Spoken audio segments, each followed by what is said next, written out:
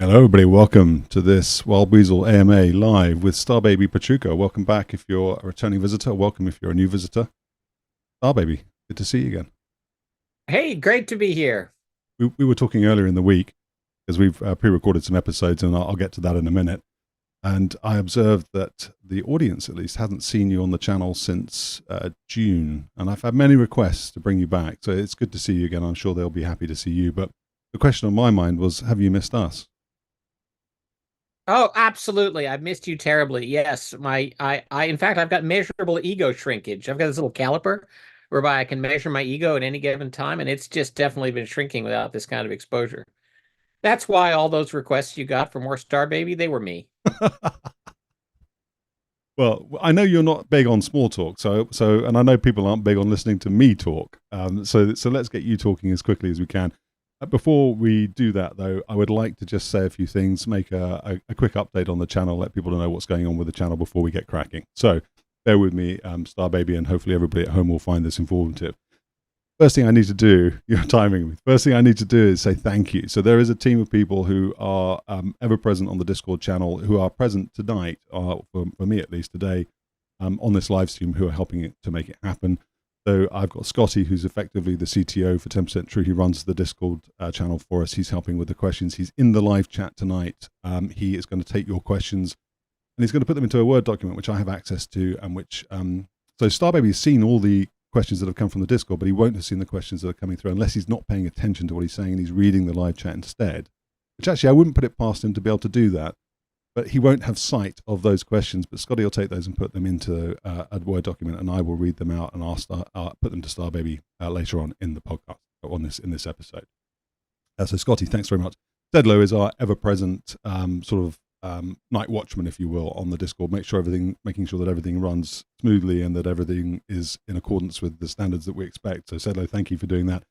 And Jim does all the indexing for every episode. So when you go and watch an episode and you can jump to, I want to say the interesting bits, but they're all interesting because my guests are all interesting and everything they say is interesting. But if you wanted to jump ahead or go back, then it's down to Jim, and he does all that in his free time. So thank you for that. And then somebody who doesn't get much recognition because he's a little bit in the background, but Jax, goes by Jax the Raptor guy on Discord. He's been working in the background to try and make some new graphics and animations for me. He spent a lot of time doing it, and we're still not at a point where I am sort of keen to sort of hit the execute button on the designs. But so Jax, thank you for doing that. If you're listening to this tonight, today, or whenever in the future, I really appreciate you doing that for the channel. Thank you. I also wanted to thank the people that buy me coffees. That's a way of supporting the channel by going to buymeacoffee.com, and there's a link in the description if you want to do that. And that helps a lot because the podcast costs a few quid each year to run, and it helps pay off those costs. So thank you to all those people who do that, who I don't really get an opportunity to personally thank. So thank you. And then to everybody who's pre-ordered a copy of my book, Red Eagles, I'm not going to bang on about it, except to say that can, through the course of this episode or this live stream, and for an hour or so after, you can go to the 10% True website and you can get 10% off using the code 10% off of the Red Eagles book if you are interested in doing that. But the people who have pre-ordered it have allowed me to actually now place the order. So if you are a pre-orderer and you have spent money and are waiting to find out what's happening, I can tell you I've placed the order for the books and I'm expecting them to be here within the next few weeks. So thank you for doing that. And then finally, just a quick update on the channel itself. So I've got good news and I've got bad news. The good news is I've got loads of really good episodes that are coming up. So I've interviewed Hanky. He's a mate of Starbaby's here. Starbaby introduced him to me. He's an F-14D Rio. He also flew some other platforms, and we're going to come back and talk about those and maybe even get a panel interview going with Starbaby. I'm not going to say much about that because I'm not sure it will happen. I'd like it to, but the other participants need to be sort of on board with that, namely Starbaby. I've got Spot Tabor. Do you ever fly with Spot Tabor, Starbaby? I did not. You did not. Okay. Spot Tabor, F4G Wild Weasel pilot, flew Desert Storm, transitioned to the F-15C, flew Southern Watch in the F-15C, and then ended up flying Iraqi Freedom in the F-117. So a fascinating guy. He's coming up as well. I've got Steve Turner, and I don't know if that's a name you recognize, Starbaby, and Yogi Oldred. They're both sort of early doors Strike Eagle guys, maybe a little bit before your time. They are doing a panel with me to discuss the planning and the execution for the F-15E's role in Operation Desert Storm in 1991. You'll remember, everybody who's been sort of on the channel for a while, listening to the channel for a while, I did a 2-hour, 4-person panel with those, with Yogi. Steve Turner wasn't on it. I didn't say anything for an hour. So it really was like listening to a bunch of guys get together and have a reunion and sort of, chew the fat and tell war stories to each other. It was quite interesting. Anyway, Deep and Yogi are coming back, and they're going to talk about the planning in particular. They were both weapons school guys, and I think Steve was the rockets squadron commander. Starbaby, I've already recorded a light attack episode with him. It looks like that's going to be the first of 3. So he's talked about going to Iraq on the ground. He'll talk about going to Afghanistan on the ground, and then he'll talk about how those informed his participation in a program that he was part of later on for the light attack. And that's the piece that maybe Hanky will also get involved in. We'll see.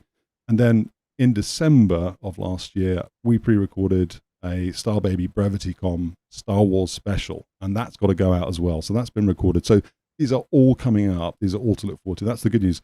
Bad news is that I have just taken on a new contract, and I now have 400 Red Eagles books to post out in what limited free time I have.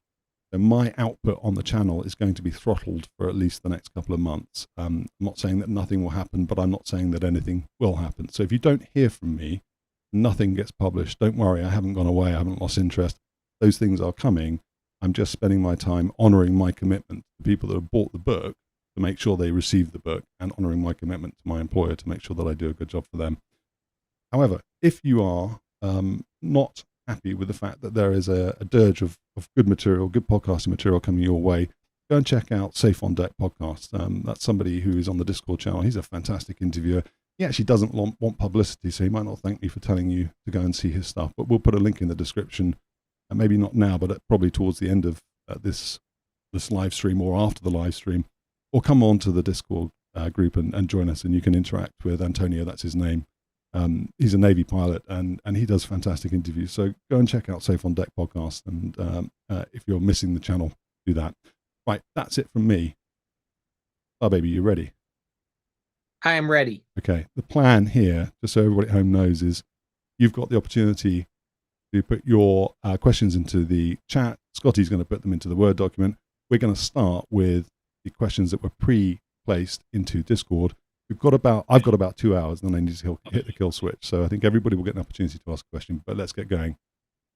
Jim Jimenez, who was not on Discord, but was my previous guest, test pilot, has asked a question, and because he's a previous guest, he gets the opportunity to do that. He says, one question on my mind, which is sort of Wild Weasel related if you squint hard enough, is why do the Ukrainians still have a functioning integrated air defense, or any effective defense at all, for that matter?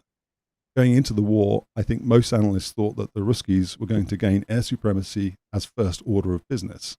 Is the fact that they have not gained air supremacy or superiority over Ukraine due to their doctrine, technology, or ignorance?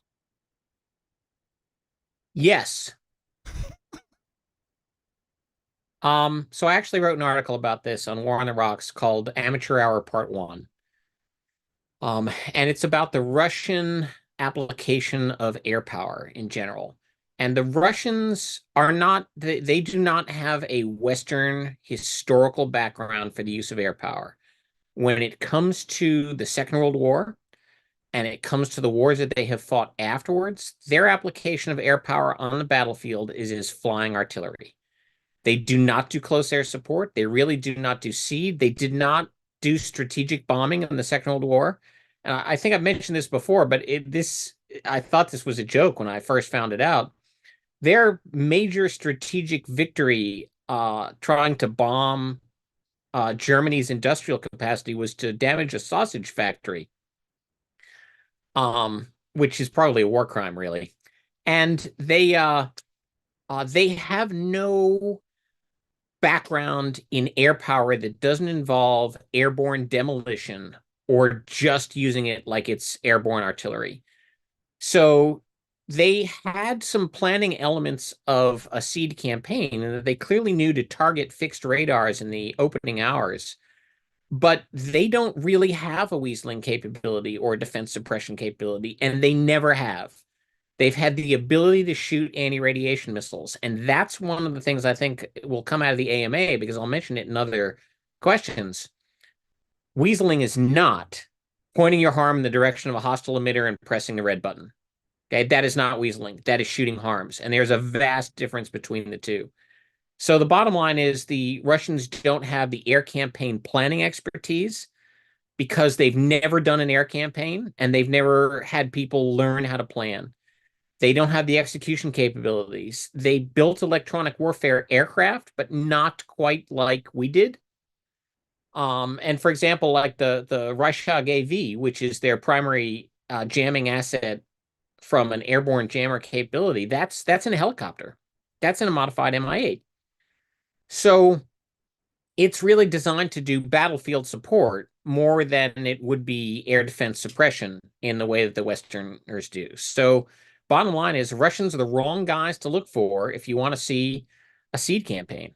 And the Ukrainians, like most air defense organizations, post-Gulf War, they have paid close attention to the things that the Iraqis did wrong and the things that the Serbs did wrong, and they have adopted. But make no mistake about it, the Ukrainian air defense, if you talk about numbers of aircraft downed over a short period of time, they're the most successful air defense network operators that have ever entered the field of play. And the defense of Kyiv in particular has been the most successful city air defense ever launched. Very interesting. Are you going to write about that? Or have you already? I actually have, and I will write again. We're trying to find a publisher for the first book. That's another story. Okay. Well, that's fascinating. And I know that you're going to sort of deliberately limit any analysis per se. That's not something you're prepared to get into. But there are some other questions coming along that your answer there in part maybe helps to answer for those as well. But we'll get to those. Okay. Moving on to a completely different subject then, Scotty, who also has the privilege of inserting himself a question right at the beginning of this list, asks a very innocuous question, which is, if you were having to rewrite the script for Iron Eagle, I'm sure you know it, what would the theme be like if it were Wild Weasel related? Okay, so let's keep in mind that the only time I saw any portion of Iron Eagle was when I was deployed. It was on television and I couldn't walk out of the room quickly enough. So I've never seen any of the movies. I've seen enough of them to know that they are really, really bad. And so I can't even get past if you were to rewrite the script to Iron Eagle, that's kind of like, picking a really, really bad book and saying, if you were to associate with yourself with this crappy product, how would you have done it? I'm pretty much going to fuck off and walk out of the room. So there we go. Okay. And the first part of his question, which I didn't read because it's just offensive, it was about Fatnum instead of Phantom. If anybody knows a good doctor we could send Scotty to, because he doesn't like the Phantom, doesn't like the F4 for some reason, please post that in the chat and direct it to Scotty. He'll be able to go and get some help that he needs. Yeah, I think he needs a priest because he's clearly going to one of the many circles of hell. Okay. Weasel asks, Starbaby gets to go back in time to fly in Desert Storm. The catch is he can only participate in the Desert Storm air campaign in a Prowler or Raven. Which is he going to war in? Which one is he going to war in? Okay, Raven. I mean, that's not even a question. Remember, I got out of the Air Force to avoid the Prowler. So actually, the Raven was something that I was really interested in when I went into nav school. When I showed up at nav school, I was really interested in the F-111A. And then but I didn't know enough about the process of weaseling at the time. And so by the time I went through electronic warfare school, even just started it, I pretty much knew that I was leaning towards the F4G. But as far as a Raven is, it's got the pointy end at the front. Enough said. Pork has asked. Wait. I will say, however, the fastest I have ever been at low altitude is an EF-111A. I had Walt Fridge Manuel in the left seat. We were at 200 feet with the wings back on a hard ride over the desert of Saudi Arabia at Mach 1.2. We were so freaking fast, we delaminated part of the aircraft skin. That is, all the other things aside, that's enough reason to prefer a Raven without me over a Prowler, without me even having to make any disparaging comments about naval aviation. Okay, here's a question for you. I'm inserting this in. This is a bit cheeky, and I'll only do this once. I'm going to try not to do follow-up questions because I think we'll end up just not getting to the live, and I want to do that because it's not fair on the people live. There was somebody who posted on the Discord recently who talked about the Prowler in Deny Flight or Allied Force, it must have been Allied Force, doing an over-the-horizon harm shot based on target data that had been received and sent to it by a satellite. So pointy end at the back notwithstanding, did it have some cool things that it could do? I mean, from a weaseling point of view, from an EWO, it's a trade, it's a discipline, it's a skill, it's a science. You've got to study it. None of this 2 weeks going on a course of being an F-16CJ guy. From an EWO point of view, was it a serious platform? Could it do things that you couldn't do in your F4G? Oh, well, because it was a different. It had 3 ECMOs in it. Okay, and it was a tactical jamming asset. So it had a different mission from the F4G. So you absolutely did things in a Prowler that you could never have done in an F4G because the missions were different elements. Conversely, while the Prowler could do pretty good identification of signals, they could not locate the threats like the F4G could. They certainly couldn't do it automatically. All right, okay. That's my question done. All right. So Pork asks, with regards to airframe, what do you consider to be the best Weasel platform in NATO at the moment? He's listing F-16, Tornado ECR, and F-35. So there are no Weasel platforms in NATO at the moment. The closest, because they actually have an electronic combat mission, would be the ECR. And that was actually the emitter location system is a Texas Instruments product back in the day, just like the HARM was. So it's actually fairly well integrated. And technically it's got some reasonable capability, but I think that's an important distinction. There are no Weasel platforms in NATO. Okay, they have harm shooting platforms, they have defense suppression platforms. They do not have a Weasel. Okay, Pork has a follow-on question, which was assessing. And we've just talked about assessment and your reluctance or the fact you were not going to be doing assessment. But he says, how would you assess SEAD Weasel training in other air forces, such as the Ukrainian Air Force? So he's saying here that he understands the critical direction that the USAF took its electronic warfare assets in and the discontinuation of the electronic triad. But do you think that other air forces have picked up the mantle or and it would be interesting if you could talk about what you think, how you think the Ukrainians view it, given that they're doctrinally taught by the same people they're fighting, and the fact you've just said, they're an airborne artillery and they don't have Weasels, they're just harm shooters. Right. So there is no comparable. There is no comparable Weasel school. Once the U.S. Weasel school shut down, there has been nothing like it, and there's nothing on the horizon. I would say the closest that you come are the Growler rag, which the Navy puts on, and which the Australians also benefit from. So that is the closest you'll see to a wild Weasel school. In terms of most guys, and this excludes the Viper guys, because they spend a lot of their time, even though they're all seed squadrons are multi-role squadrons. The F-16 guys spend a lot of time training, even if they don't have a Weasel school to go to. Okay, so the fact that they're able to put dedicated time in on the mission definitely gets them some points, and they have a fairly deep understanding of what they can do with their system and with a harm. But otherwise, if you talk about the integration of the harm on the Ukrainian MiG-29s, which is pretty neat, that's not Weasel training. You're basically getting a new checklist to launch a harm, and you're launching a harm based on the way you've planned your mission. That's all I'm going to say about that. And actually, we've got Pork actually asked 3 questions. So the third question is, do you think Russia or China has a credible SEAD capability? And you talked about Russia already, but what do you know about China? What can you say about China? Well, no, the Chinese don't appear to have one. It's not that they don't have the ability to shoot an anti-radiation missile. It's that the Chinese, and you can see this if you read a lot of the unclassified stuff coming out of Maxwell Air Force Base and their studies on Chinese air defenses and Chinese air activities, they don't do reactive targeting well. In the same way they don't do close air support. And that's the essence of weaseling. And where the F-16 CMs now have a clear advantage over anybody else is that they're not reliant on a pre-planned, launch the missile at this time, going this way, looking for this thing. They're able to do reactive targeting. And that is one of and the Growlers, Navy Growlers can do the same thing too. Royal Australian Air Force Growlers can do the same thing. They are not reliant on the pre-planned execution. They're able to do reactive targeting. And that means that they are able to hunt radars.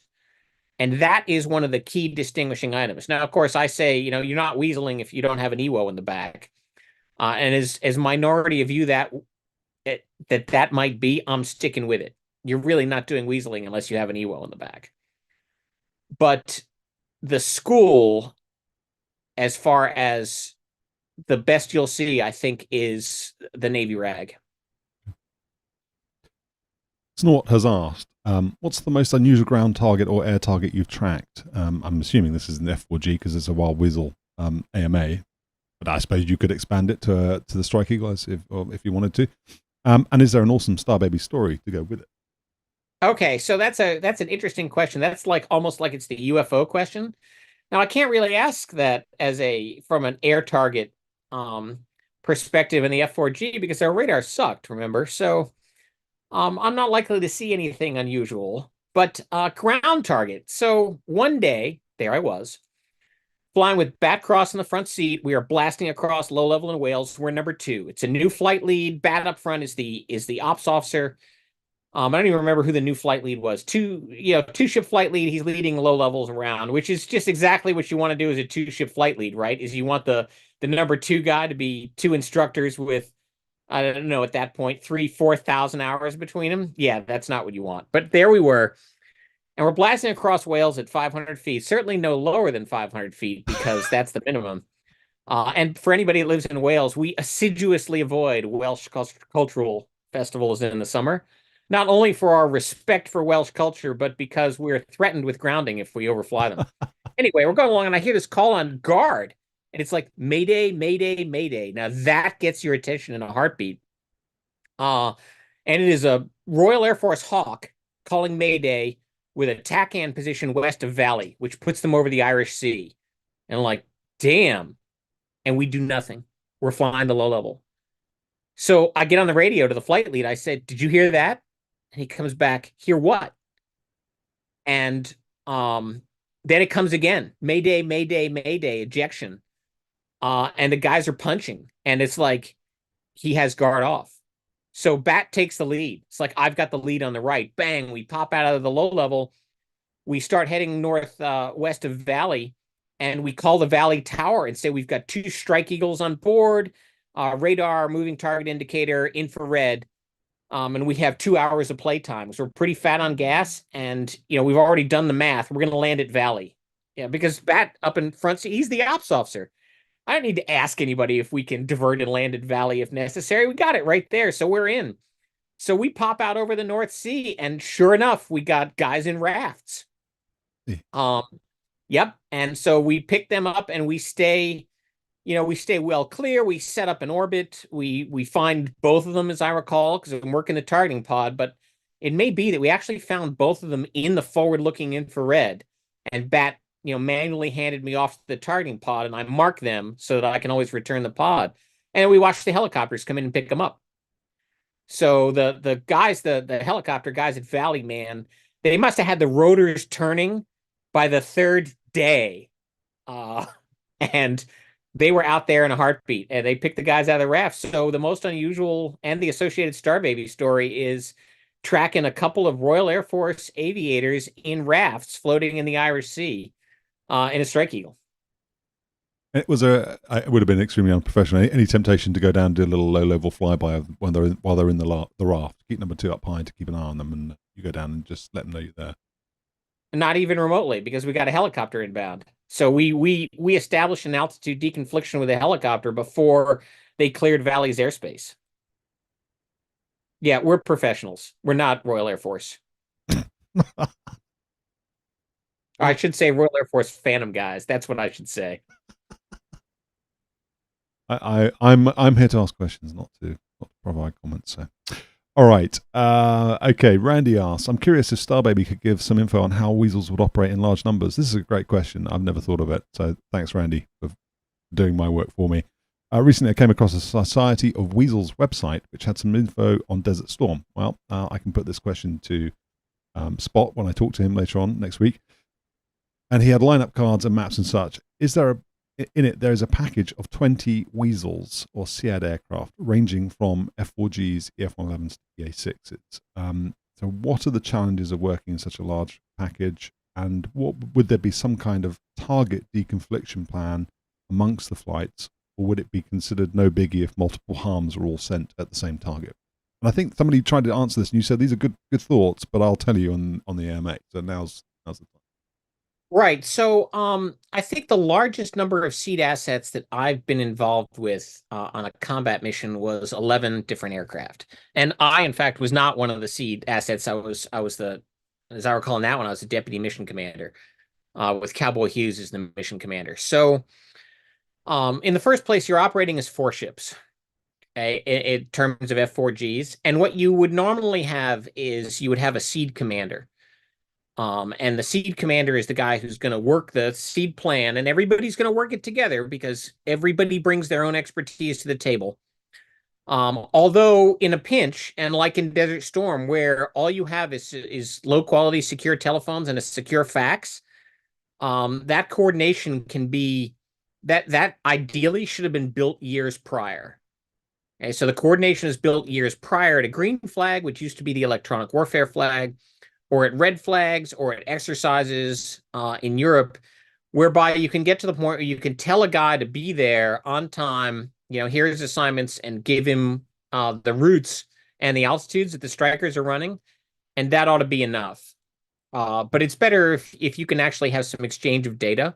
But we were well enough practiced in the Gulf War, keeping in mind I wasn't there, that you can manage a package if for no other reason everybody does what they're expected to do as dictated by the fragment of the air tasking order that they're responding to. So it's just like managing any other large package. You might expect to have the mission commander, you might expect to have the OCA commander and the seed commander, both who are working for the mission commander. Now, the mission commander is not on AWACS. The mission commander is in one of those fighters, and that is a key misunderstanding in a lot of command and control, because over the intervening 30 some odd years since Desert Storm, the Air Force has moved to centralize control of their assets, and they do not allow aviators the freedom that we used to have, because they've gotten used to calling the KOC and asking for permission to do stuff. We didn't do any of that. In terms of targeting, you have a plan, okay? And you do want, if you look at the 8 ship that went up to Baghdad on the first night, those F-4Gs, plus other seed assets, they got 3 bags of gas and 2 harms. And that's what happened everywhere. The only place the F-4Gs flew 4 harms was over the Kuwait theater of operations. Otherwise, it was 3 tanks of gas, 2 harms, 2 AIM-7s, and the jamming pod. And so you can't afford to double target. So there's a couple things going on. One is you brief the plan, okay? And the plan could be, I mentioned it earlier, I had a foolproof sort, which used on one side of the sort are signals that are ambiguous with each other and look like each other on the scope. So if it's a crowded scope and you target a 3 instead of an 8, I would have given that guy 3s and 8s for exactly that reason. But other guys, I've seen brief sorts as weird as old EWO, old SAMS, new EWO, new SAMS. So under that sort over Baghdad, the old EWO would have taken 2s and 3s and a 5 if there had been one in theater, which there wasn't. And then 6s and 8s and Rolands would have been targeted by the new EWO. Okay, that's all pre-briefed in the sort. But the other thing is, when you first get a hit, for a SAM that's coming up, radar is coming up, you'll make a call. This is Badger 1 working 3, and we tended to work not bullseye because that was a pain in the ass. We tended to work range and bearing. So I say 275 for 13 miles. I own that radar. Okay, once I've made the working call, that EWO owns that radar. Now, the flight lead, the lead EWO, can always override it, but that's a rare occurrence. And so if then the guy that called it, the first to detect, is probably the first to range, and then makes the call and takes the shot. And that's why the Magnum calls are made, Magnum 3, 275 for 14 miles. And everybody in that flight knows that there, A, is a harm in the air, but what the harm is actually targeting. So it's a planned deconfliction supplemented by a kind of first to see it, gets first crack at it, and all backed up by the Magnum calls. When that happens, and number 2, let's say, finds the radar first and calls it out and then wants to shoot at it, do you revert to then the same sort of sort of lead wingman type relationship you would do in the air-to-air arena, where lead might say press, so you to go and shoot that, and then he becomes number 2 for the purposes of mutual support, for the purposes of staying Yes, afloat? absolutely. That could very well happen. Had that happen when I was over Kuwait one day, Southern Watch mission, Dave Lucia in the front seat, and I call out working 3, and it's immediate. We're number 2. It's immediate from the flight lead. 2 has the lead on the right. Okay, our TAC lead on the right, and that passed the TAC lead to us for prosecuting that particular emitter. Okay. And I think sort of one of the things that Randy's getting at here, then, in terms of multiple aircraft targeting the same radar, then is about the sort of the immediacy of the threat. So you had talked. We've done so many interviews. We've done, I think, 2 or 3 on the F4G, and we've done an AMA already that wasn't live. And we've done the cockpit tour. We've done the simulator, the ALARM 47 simulator tour. We've done so many. I don't remember when you said what, but I do remember you saying that, of course, the big display you've got presents them on a sort of PPI type format. You kind of understand geographically the relationship to them, from you to them. You kind of know where they are, but you don't have a moving map display like you would have had in the Strike Eagle, so you may not know immediately where that SA-3 is relative to the target set that's being hit by the F-16s, and therefore, what is the most sort of fearsome threat at that point in time. How do you figure that stuff out, and to make sure that you're targeting the most prescient threat? You work it out in your brain. That's one of the things that so just because we didn't have moving maps and GPS doesn't mean we didn't know where we were. Okay. And we knew where everybody else in the package was supposed to be when. That's why those are the critical things you ask, is what target are you hitting? What weapon are you using to hit it? What's your attack profile look like? Okay. And then I know the sequence of events on those targets. That's all known before we take off. Okay. And we know that the other members of the strike package are going to try and make that plan happen. You're certainly not switching targets. You may be late. You might occasionally be early, or you might have to come in from a different direction, but you're not switching targets or anything like that. So those are all fixed in time. And if it's not dark, you can look out the freaking window. And if it is dark, I imagine first night over Baghdad, the big brightly lit city with all the anti-aircraft fire coming out of it was probably Baghdad. We're not clueless as to our location, but you have to listen to the radio at the time. There's no data link. Okay, the data link at that time is C models and AWACS. Okay, and the rest of us are doing it. You get your situational awareness from the radio. Okay, and from your knowledge of the plan.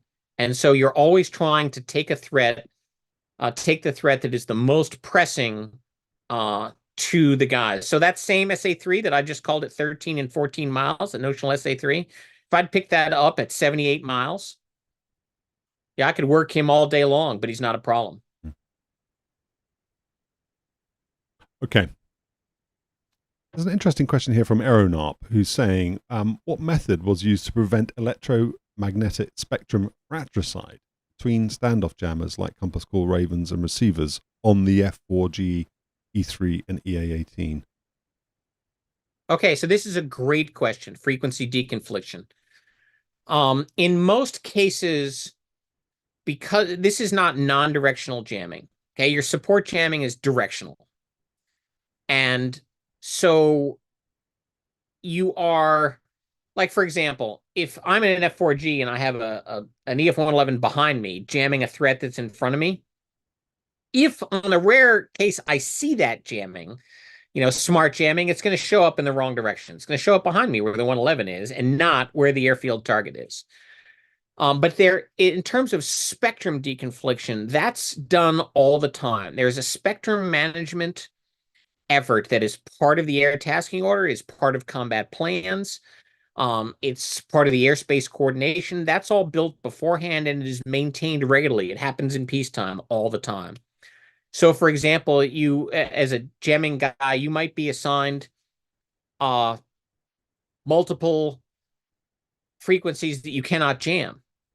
Okay, they won't even tell you why you can't jam them, but this is a no jam frequency. It might be because some guy sitting on a mountain with a portable receiver, eating snakes in his spare time, is listening to that frequency, and they don't want you jamming it because he's getting good intelligence off of it. That's always a battle. Or it may be that that frequency is heavily used by blue forces, and you don't want to jam that up. But the guys with the jamming assignments, they have the same kind of deconfliction plan that the Weasels have for shooting harms into where they're going to assign their jamming assets, because they only have a limited number of channels, and you have to put your channels on the highest priority threat. So that's probably a more detailed question for that aspect for your F-111 guys. Okay. And it answers the following question about whether or not there was a command and control element, which it sounds like there was, but it was at the sort of chaos level. Yeah, so it's pre-planned. Now, one of the things that people would like to chase using data link and perhaps even using some artificial intelligence applications is real-time battle management of the electronic warfare activity. But again, that's got to be based on a plan, because you're not going to get real-time data coming out of nowhere saying, this guy's listening on this frequency, so don't jam it. You would get a late input that says this is now a new no jam frequency, which, by the way, would still be an improvement. If you can pass your computer messages along, you might be able to adapt your jam or no jam conditions much more rapidly than we currently can. But you're still going to have a plan. Okay. Ashball asks, if you could design a perfect CAD weapon, what would it look like? And he says, don't tell me the answer is Starbaby. Okay, so obviously the answer is Starbaby. The harm is really good. And so the ARGM is better. Okay, the ARGM takes the front end of the harm and adds new capabilities to it. And then the ARGM ER takes the front end from the ARGM and gives it a new airframe and new rocket motor. So I think that the ARGM ER is about as good a suppression weapon as I'm likely to think of until we get to the orbital strike realm. Now, there is no such thing as a seed deed weapon. You're either suppressing the guy, which probably means high speed, small warhead, or you're destroying the guy, which probably means low speed, big ass warhead. And so what I would like for a deed weapon is I really like the Mark 84 warhead against SAMs. I mean, I really do. 2,000 pounds of cosmic catastrophe, that's something you don't want as a bunkmate.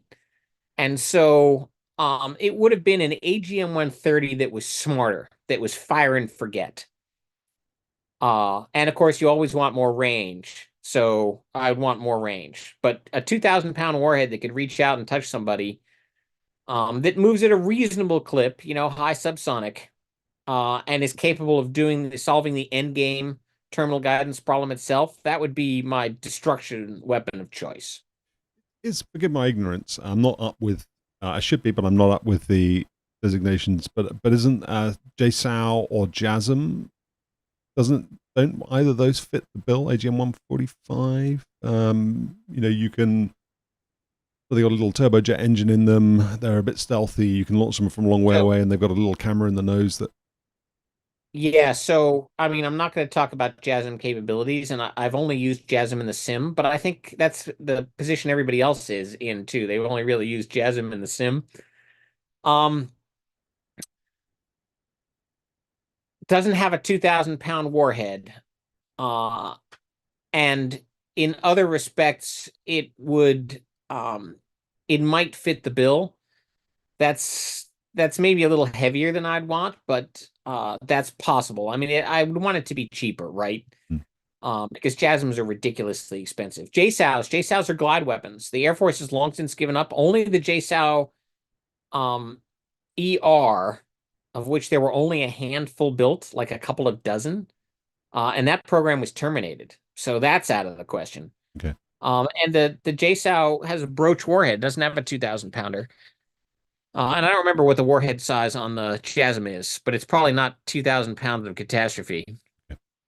Right. So Keed asks, are civilian emitters, ship-borne or even cell towers an issue in modern theatres of operations? And if so, how does it affect the mission? I should say that I talked to somebody once who said that Seymour Johnson, where you flew out of, there was a mobile cell tower that always came up on the RAW as an SA-3. That was an interesting little tidbit. You could get TACANs to come up as SA-4 missile guidance in some RAWs, like the ALR-46 that I had in the F-4E. You could occasionally see cell phone towers as if they were continuous wave signals, because that's how the radar warning. Civilian signals are a huge complicator.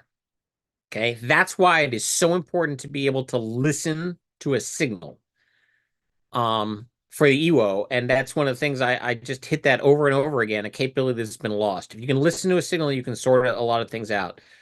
But when you realize the number of possible radars that are out there, I mean, yes, you have air traffic control radars and you have weather radars, but if you're near the coast, everybody has a navigation radar. And so those are all civilian radars, and they come up as radars, and you have to sort through all that trash. And so it can be very difficult. Civilian land, and to a greater extent, civilian maritime radars are a huge source of cluttered information on your scope. That's why you really want an EWO who can listen to a signal. Okay.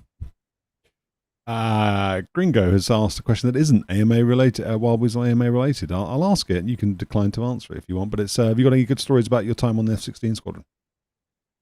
No, of course not. Next question. Swedish Waffle. Great name. Would it have been better to modify Strike Eagles rather than F-16s as interim Weasel in the 90s? Yeah, so the follow-on Wild Weasel, the FOWW program, was supposed to be the F-15G. The program to do the receivers, the antennas arrays, because they were to use a bunch of F-15 components, was called Headhunter at McDonnell Douglas. So yes, that was the perfect choice. I think the Air Force could still recover with the F-15EX transition to an F-15G. I think you've definitely got opportunities there to do it. You'd still need a Weasel school, but there were possibilities. But the F-15, I mean, we got through the analysis of alternative phase. Okay, it was hands down going to be superior to the F-16 with HTS, but the F-16 with HTS was cheaper. And the F-15Es were built in smaller numbers. And so the Air Force did not want to pay that bill in order to rebuild the G-Force. Another, critically penny wise and pound foolish decision. But the Headhunter system was pretty spiffy. You can find pictures of an F-15 with the F-4G's chin pod. They're hard to find. I knew that it had been done, but had never seen a picture, I think, till this year. And the problem with that on the Eagle nose is that the Eagle nose is very, very sensitive to airflow disruption. Okay? And that can cause spin conditions. It's killed more than one guy. So you don't want that pod hanging out there. But what the Headhunter did is it used what were then nice and new in the late 90s, flat plate antennas. Well, they're actually curved. Door 3 left, door 3 right, little door on front of the windshield on the F-15E, and that gave you pretty good forward hemisphere coverage. At the time I clued in, they had not quite figured out how to cover the aft, because as you can see in the WW behind Steve's right now, we've got that football on the tail. So that has the same antenna array that the nose and side antennas in the chin pod had. So how we're going to cover the aft end of the Strike Eagle was an engineering challenge, but we had the two tail booms, and it could have been as simple as you're putting a new antenna array in and sharing it with the ALQ-135. Yeah, that's very interesting. I don't know if it was you or someone else, and again that the conversations all sort of merged. But I think I'd asked you at one point whether or not you thought the Air Force would get serious about electronic warfare again, or electromagnetic spectrum warfare again, and you said it might take a war to do that, or whoever it was that was saying that. And I wonder whether or not you're seeing any indications with some pretty frankly, some worrying forecasts from senior military commanders in the EU talking about potential conflict with Russia in the next 2 or 3 years. We've had head of LF Command, or whatever it's called, Air Military Air Transportation Command, whatever it's called now, saying we'll be at war with China in 2027, or the US will be at war with China in 2027. You keep your ear to the ground. Are you seeing any indications that things like the EX are being looked at as a potential platform? I wouldn't necessarily be in a position to see that. I doubt that somebody's smart enough to see it. Because actually that's slanderous. But no, actually, I'll kind of stick with it. It would have to take a leadership directional change that I don't think the Air Force is willing to make, because it would require to admit that stealth is not everything, and the Air Force is not ready to do that. It's not going to be ready to do that until we get our asses kicked under conditions we should have known better. So remember that the Wild Weasel came about in 1965 because things we had known about for years, but which TAC had not paid attention to, were now killing airplanes. That's what the situation that we have to replicate. I did get news that a B-52 EWO is going to take over an electronic warfare group. I don't remember where. In the near future, and I thought, wow, an EWO in charge of an electronic warfare squadron. Maybe things are picking up. Or an electronic warfare group, actually. So, yeah, there might be hints. Yeah. All right. So, Gasman, why does my computer stop working whenever Growlers fly into my local airport? Well, I don't know the answer to that question.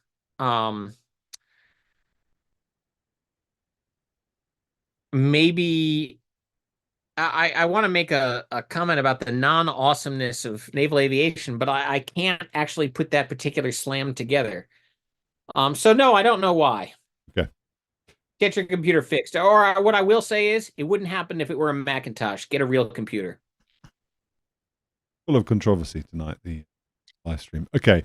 Single Sprocket, I don't know if you're going to be able to answer any of these questions, but he's talking about the Growler carrying 5 ALQ-99 jamming pods, and asking what sort of circumstances would require you to carry 5. Is it about being able to overpower, having the assurance of transmission power? Is it about redundancy? What can you say, if anything? More pods means more jamming assets. It does not necessarily mean more power. So each of those pods has a limited number of jamming resources. The more pods you put on, the more jamming assets, call them channels for lack of a better term, you can actually wave around. And you actually can get effects by stacking channels on top of each other. But it doesn't like double your power.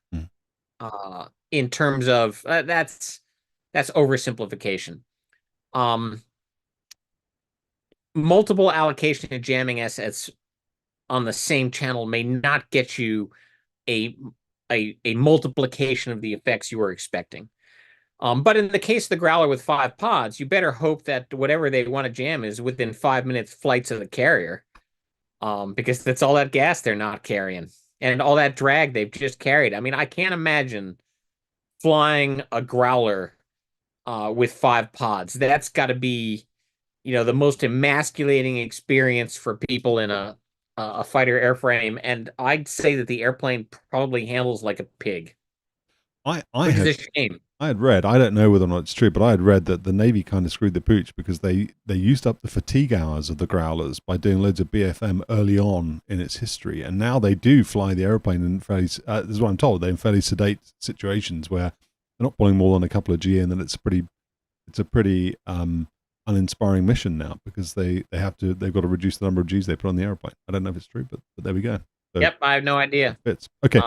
He's got Would be another. shameful. He's got another question, and we talked on the Discord. For anybody who's not on the Discord, you can go to the description of this live stream, and there's a link to the Discord. You can go and join the Discord; it's free, and you can come and chat. And Starbaby's on there, and we have Shari Zed, who's a former EWO as well, and we've got various other subject matter experts. But we've already talked on the Discord about how the threat libraries and the sounds are classified, so you're not going to give any. But he is asking, what do they sound like? I mean, could you give us a representative indication of what are you listening to? Warbles, dits and dots. What is it that you're hearing? Yeah, so you're mostly listening to scan modulations. Okay, so the description for the SA-2 was always a rattlesnake, okay, because of the way that radar scanned. The Hylark series of radars had a conga beat behind them because of their particular scan. The pulse Dopplers, you can tell the difference between an eagle and a Viper. Naturally, a Viper's higher pitched. And the F-18 is a different sound entirely. The F-18 I've heard described as a piccolo. Somebody really on acid playing a piccolo with. No, it wouldn't be acid because they'd be too mellow. Angel Dust playing a piccolo. That would be the F-18. If it's a circular scan radar, so the radar you see at the airport, you can actually hear that on your radio. Sometimes if you get too close, if you're driving past a radar in the airport, you hear this zip, and then 9 seconds later you hear zip. You're hearing a radar. And that's a circular scan you're going to hear as the main beam goes over you. So it's mostly related to the kind of scan that the radar has that is giving you the audio. There's one radar where you can hear it change PRFs. Go from one PRF to another. That changes the tone. That gives you good awareness on what you expect to happen next. A system might go through multiple scan types, and when you get to the last one, you realize the next thing that happens is you're going to get a missile guidance. Okay. Kale asks, was the F4G's ECM for self-protection, or did you use it offensively? And can you point? No, it's purely self-protection. Anytime you see a self-protection gear on a fighter, like in the one behind you, you've got an ALQ-184. That's purely self-protection. There's not a whole amount of power. What you're really looking at something that's got enough power to do a track brake function. You're not looking to jam a guy's acquisition radar down to his cervical vertebrae. I mean, you're trying to generate a miss distance for a shot. So what fighters carry, and the airborne self-protection jammer, the ALQ-135, ALQ-131, that's self-protection stuff. You need really serious power and engineering in order to do offensive jamming in the way that the Prowler or the Growler or the F-111 used to do. EB-66, let's be fair. Yeah. No, sorry, Smithy. How does the Growler compare to the F4G in the Wild Weasel role? So they don't have the benefits of a Weasel school, but like I did mention the RAG, but you got to realize that I can't make that comparison because I have 0 Growler time, and what exposure I do have came in the sim several tape loads ago. So it has an EW role. Okay, it has both a harm shooting role. Technically, it's got improvements on their antennas over what the older EA6Bs had, and derivatives of the ICAP program. So it's the closest you're likely to get to the receiver capabilities that an F4G had, but it is tuned differently. Um, so, but again, it was designed to be a multi-purpose set to be able to provide good hard targeting data for both jamming parts and harms. Potato asked, did the F4G retain the previous model's bomb dropping capabilities? We've heard about supersonic sausage patty laydowns. How confident are you in the abilities to precision drop sausage patties into, say, a suppressed SA-3 battery? Bonus points if they're warmed. Right, yes. So usually they're frozen because we loaded those into the speed brakes. And we would expect them to freeze because it's freaking cold up there. So we had all the weapons release capabilities. That stuff did not come out. We admittedly we still had things that we did not use in the cockpit that were left over. I suppose it's likely that some of the nuclear strike capabilities were removed, but I don't know that. And I still had a nuclear consent switch. So it could be that it was too much of a pain in the neck because taking that stuff out takes money. It's cheaper to leave it in. That's one of the things that the maintenance guys used to tell me, that there was so much extra wiring left over in the F4 that if they had a wire bundle go bad, they just clipped into the next wire bundle and they were good to go. Okay. Norby, hey Norby. During your F4G time, did you fly any practice with the Saudis or Turks? This is an interesting question. And how capable were they in the air-to-air or air-to-ground arena? So I don't remember flying training sorties with the Turks. I remember flying combat sorties with the Turks. And I consider their aviators to be very good, but do not get between them and their post-strike tanker. Okay, because they're always low on gas. And it was an article of belief, whether or not it's true or not, that a Turkish Viper would shoot you down, okay, if you were between him and his post-strike tanker. They're also really, really good low flyers, the Turks. So their view is if they're not looking up at the minarets as they go by, they're too damn high. So the Saudis, on the other hand, so the Saudis were a flying club. So I regularly trained with Saudi Eagle guys, Saudi Tornado guys, and they were a flying club. They did not like to debrief. And you could get complacent because they also had their standout performers. And I remember flying an exercise around Al-Kharj with a Saudi Eagle guy. Definitely, I would say the probability is high that he'd done an exchange tour with the Americans. And he was just shooting missiles everywhere. And we start doing our missile counting, and it's like, well, you just shot 12 missiles in this one engagement, and you don't have 12 missiles. Says I reloaded. We didn't tell you could reload. He didn't tell me I couldn't. Okay, so it was not written in the spins. We did not say reload. We did not say no reload. So the guy just reloaded when he was dry and he shot. So, you ran into the occasional bright star in that, but the Saudis generally showed up, flew their missions and didn't do a debrief because they didn't want to hear it if they'd done anything wrong.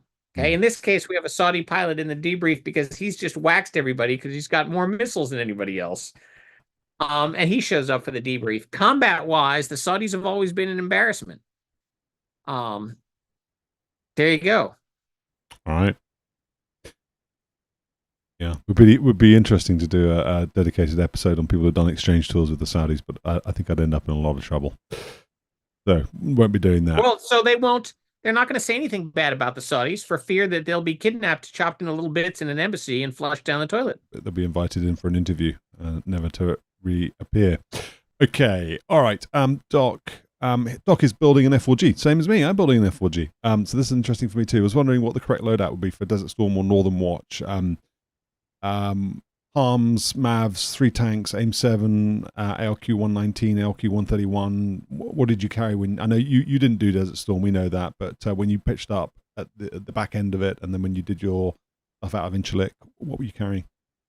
Right. So, and this is pretty constant. Depends on what exactly you're building. So the two AIM-7s in the aft missile well, always there. Always E2s, AIM-7 E2s? No, are you kidding me? AIM-7 Foxes. Is there an F? Yeah, I seem to remember there might have been some effort to get the M there, but I don't recall ever carrying them. Yeah, so they were gray missiles, not white. Huh. And the immediate predecessor was the AIM-7E3, I might add. But yeah, so I might have trained once with an E3, but it was Fs for my entire career. So two Fs in the back, two harms on the inboard, high performance center line tank. That's always the case. If you're going into Kuwait, then it's harms on the outboards, but for all other missions, it's 370-gallon fuel tanks on the outboards. The right front missile well is empty. The left front missile well has an ALQ-184 in it if it's attack or air combat command squadron, and it has an ALQ-131 in it if you are a safety squadron. And those 131s are the Block 2 with RPs. So there your model. We would do a simulated red flag loadout where we would carry 3 harms so that we could carry 2 AIM-9s, because you can't carry an AIM-9 over a harm. That was a red flagism. You cannot actually carry an AIM-9 over a harm because of the fin clearance issues. Okay, the fins will interfere with each other. And so only the Guard ever tried. They put little extenders on them. So you move the launch rails out a bit and the fins no longer, but the Air Force in its infinite wisdom would never approve carrying AIM-9s over harms with extenders because they wouldn't approve an extender. Yeah. Your Air Force at work. Simple redneck engineering change to get you more self-defense firepower, and no go. What the Israelis have done on the Eagles, isn't it? They've got these weird extended, where the Law 128s, I think they're called, the launcher pylons for the AIM-9s go. They've got extended ones so they can get the Pythons with the big fins on, and still have the fin clearance with. Right, exactly. Their And spice bombs or whatever they're carrying. Yeah.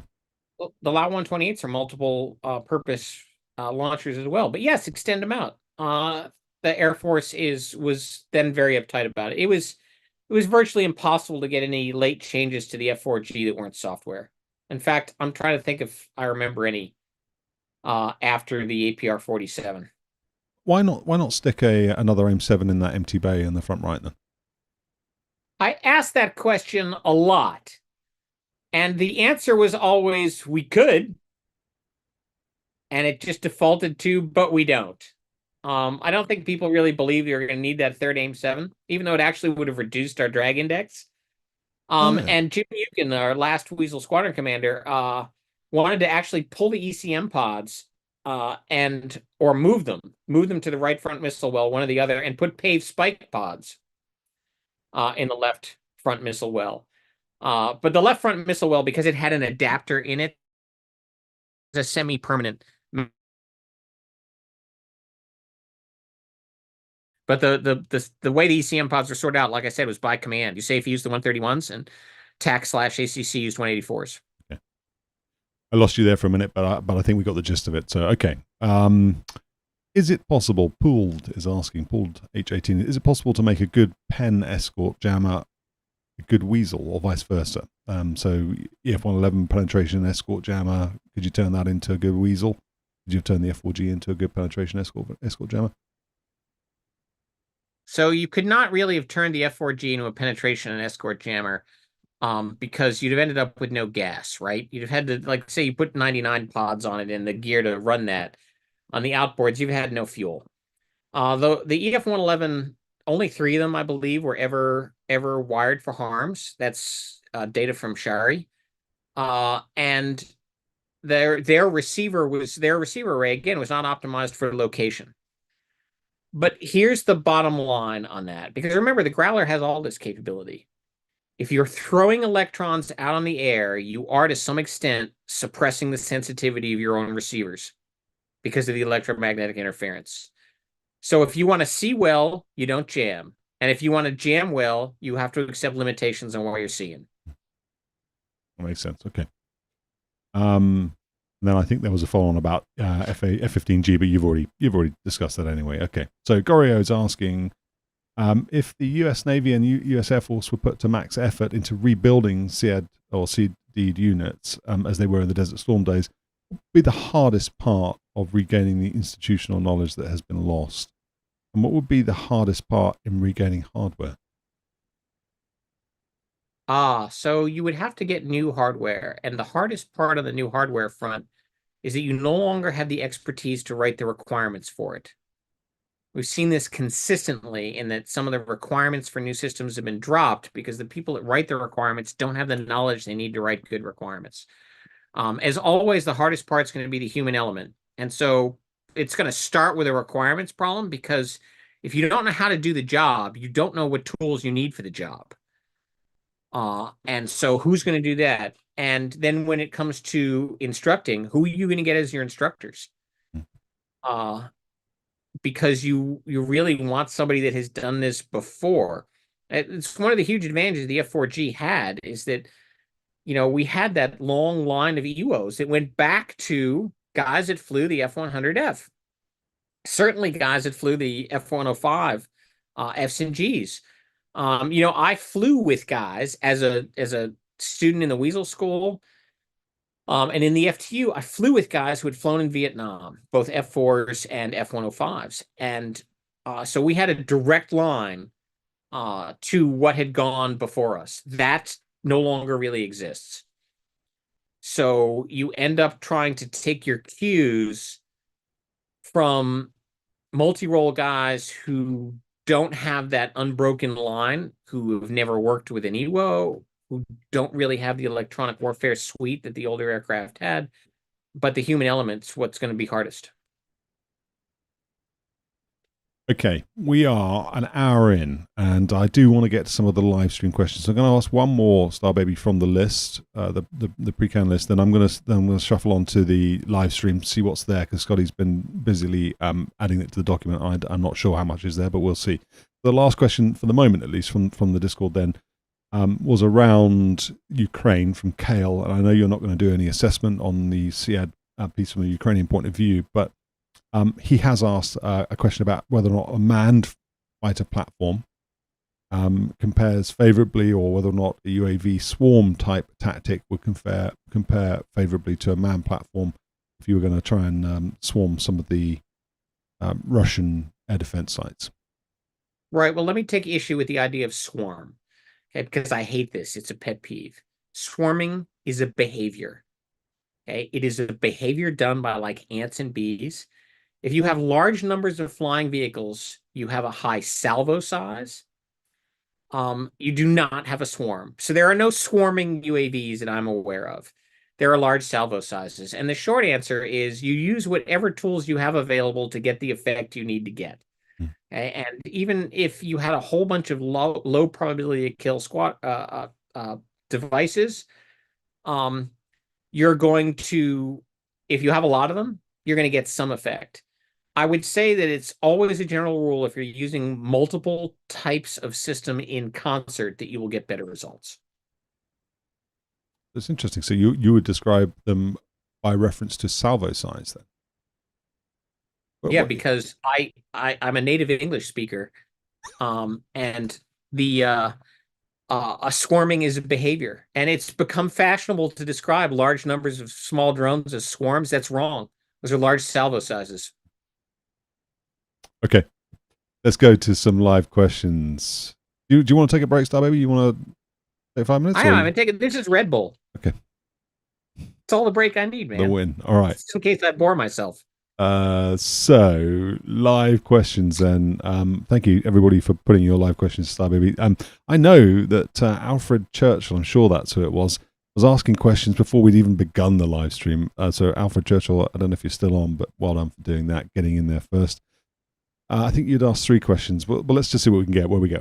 So will the Ukrainian Air Force receive the HARM HTS? So they're going to get F-16s, are they going to get the HARM targeting system, the HTS for it? And will any of their Vipers have the Have Glass upgrade, which is the radar absorbent paint? And are their MLU aircraft going to get any further upgrades for UAF service? There's a lot of specifics there. I'm not sure if you're going to get into any of that, but do you think that they'll end up with bog standard F-16s? Do you think they're going to get anything fancy on them? In order, I don't know, and I wouldn't tell you if I did. I don't know, I wouldn't tell you if I did. I don't know, I wouldn't tell you if I did. And finally, I don't know, and I wouldn't tell you if I did. Okay. There you go. Don't say we don't deliver on this channel, Alfred. All right. So Avgeek Joe, with all these fulcrums and flankers playing Wild Weasel, and you've already addressed that at the beginning. Playing harm shooter. Playing harm Carry shooter. on. Yeah. Why hasn't Ukraine been able to conduct more CAS sorties with Su-25s? So that's an interesting question. We'll take a diversion. Ukraine doesn't do CAS. They don't do close air support. Okay? They do ground attack. So close air support involves detailed coordination, fire, and maneuver with a ground element. The only air forces that do that are NATO air forces, Colombia, Australia, South Korea, and Israel. I don't know of another air force that does close air support, but the Ukrainians don't. So, even with a limited amount of success, the Russians have some pretty significant air defense units. I did an article on War on the Rocks. It's called The Myth of High Threat CAS. And the idea that you can go and do close air support in a high threat environment is false. It's always been false, and it's never been done. So when you look at, you see films and you see an SA-15 blown up here and an SA-22 blown up here, and I love those. Don't get me wrong. I watch them all, and I especially love it because there's nothing like a secondary explosion where rocket fuel cooks off. That's just visually spectacular. But when you look at a Russian maneuver brigade, if it were up to its tech order strength, it's got a 4-pack of SA-19s or SA-22s. It may have a 4-pack of SA-15s. There's a lot of these systems out here. And so the Ukrainians have been undeniably successful at stomping spiders. But after the drive on Kyiv, where they ended up abandoning a bunch of their things in place, you don't see entire platoons being wiped out. And so if you don't see a platoon being wiped out, there's still air defense out there. There we go. Okay. All right. Ian Saxon's asking, this is kind of sad, this story, because I don't know whether or not it'll ever happen. But Ian's saying, Starbaby, are you going to tell us about the clown car and the stairwell incident yet? So the problem with that story is it's not my story to tell because I only saw the fringes of it. The guy, however, whose story it is to tell doesn't want to tell it in public. So I may end up in the future, like who knows, it could be a Christmas special. We considered that this year. But I was going to tell you about artillery fire and shrimp instead of that on the Christmas special. So that's a definite maybe. So what Starbaby and I had talked about this before, and the original plan was Starbaby was going to convince this individual to come and talk to me, and then the individual said, no, but I'll talk to you, and then I think he doesn't want to do it at all. But Starbaby will keep working on him, and if we can get him to do it, maybe even anonymously, he doesn't have to say who it is. I don't know. At some point, I think there seems to be some people who are understandably a little conscious of repercussions or ramifications for telling some of these stories, even if it's a few years after the fact, because of the way that things currently work and with retributions and witch hunts and all that kind of stuff. So I'm really hopeful I don't know what the story is, so I'm really hopeful I get to hear it too. But, it involves a clown car and a stairwell. Sounds great. What more do you need to know? Sounds great. Okay. Chris is saying, hey, Starbaby, why do you think the Russians typically only carry one arm? I mean, you see all these Su-35 shots, they're carrying one thing like R-77 on one side and then little KH-31s on the other. They're not little, actually, they're quite big, but why do you think that is? Only one? I think that because that's the way they always planned on using them. Was you had an air defense target, you needed to hit it at a specified time, you shot one missile. I think it's an artifact of pre-planning, but this is a guess on my part. For all I know, it might only be that one station on the aircraft was wired for it. It might be that they have low numbers. It could be their shoes are on too tight. Whatever. Okay. We'll go with that. MJ Candy says, should the Navy consider buying F-15Gs? So you get Gs coming up again. You've already talked about it, but should they consider buying them to staff their land-based EWEA capabilities and allow them to more fully staff their carrier-based electronic attack squadrons with, I guess, Growlers? No, that's not a Navy mission. It's pointless for the Navy to have a land-based fighter that is not an aggressor. If they wanted to do an improved version of the Growler, or a newer version of the Growler, or zero time their Growlers would make more sense. From a logistics standpoint, it's not easy to add a new fighter to your inventory. It's very difficult, and so that's why the Air Force doesn't fly F-18s, and the Navy, aside from their aggressors, doesn't fly F-16s, and their F-16Ns are a different ball of wax anyway, or were. So no, bad idea. Not going to happen. Doesn't make sense. It'd be a logistical nightmare. It'd be a training burden that they don't need, and wouldn't gain them anything that couldn't more easily be gained with Growlers. Pistons with many S's at the end. Did Starbaby believe that Western seed deed assets could fare well against the current SAM mix in Ukraine? Did I believe it? I guess, do you believe it? I don't know if that's if it's deliberate him saying did, but do you?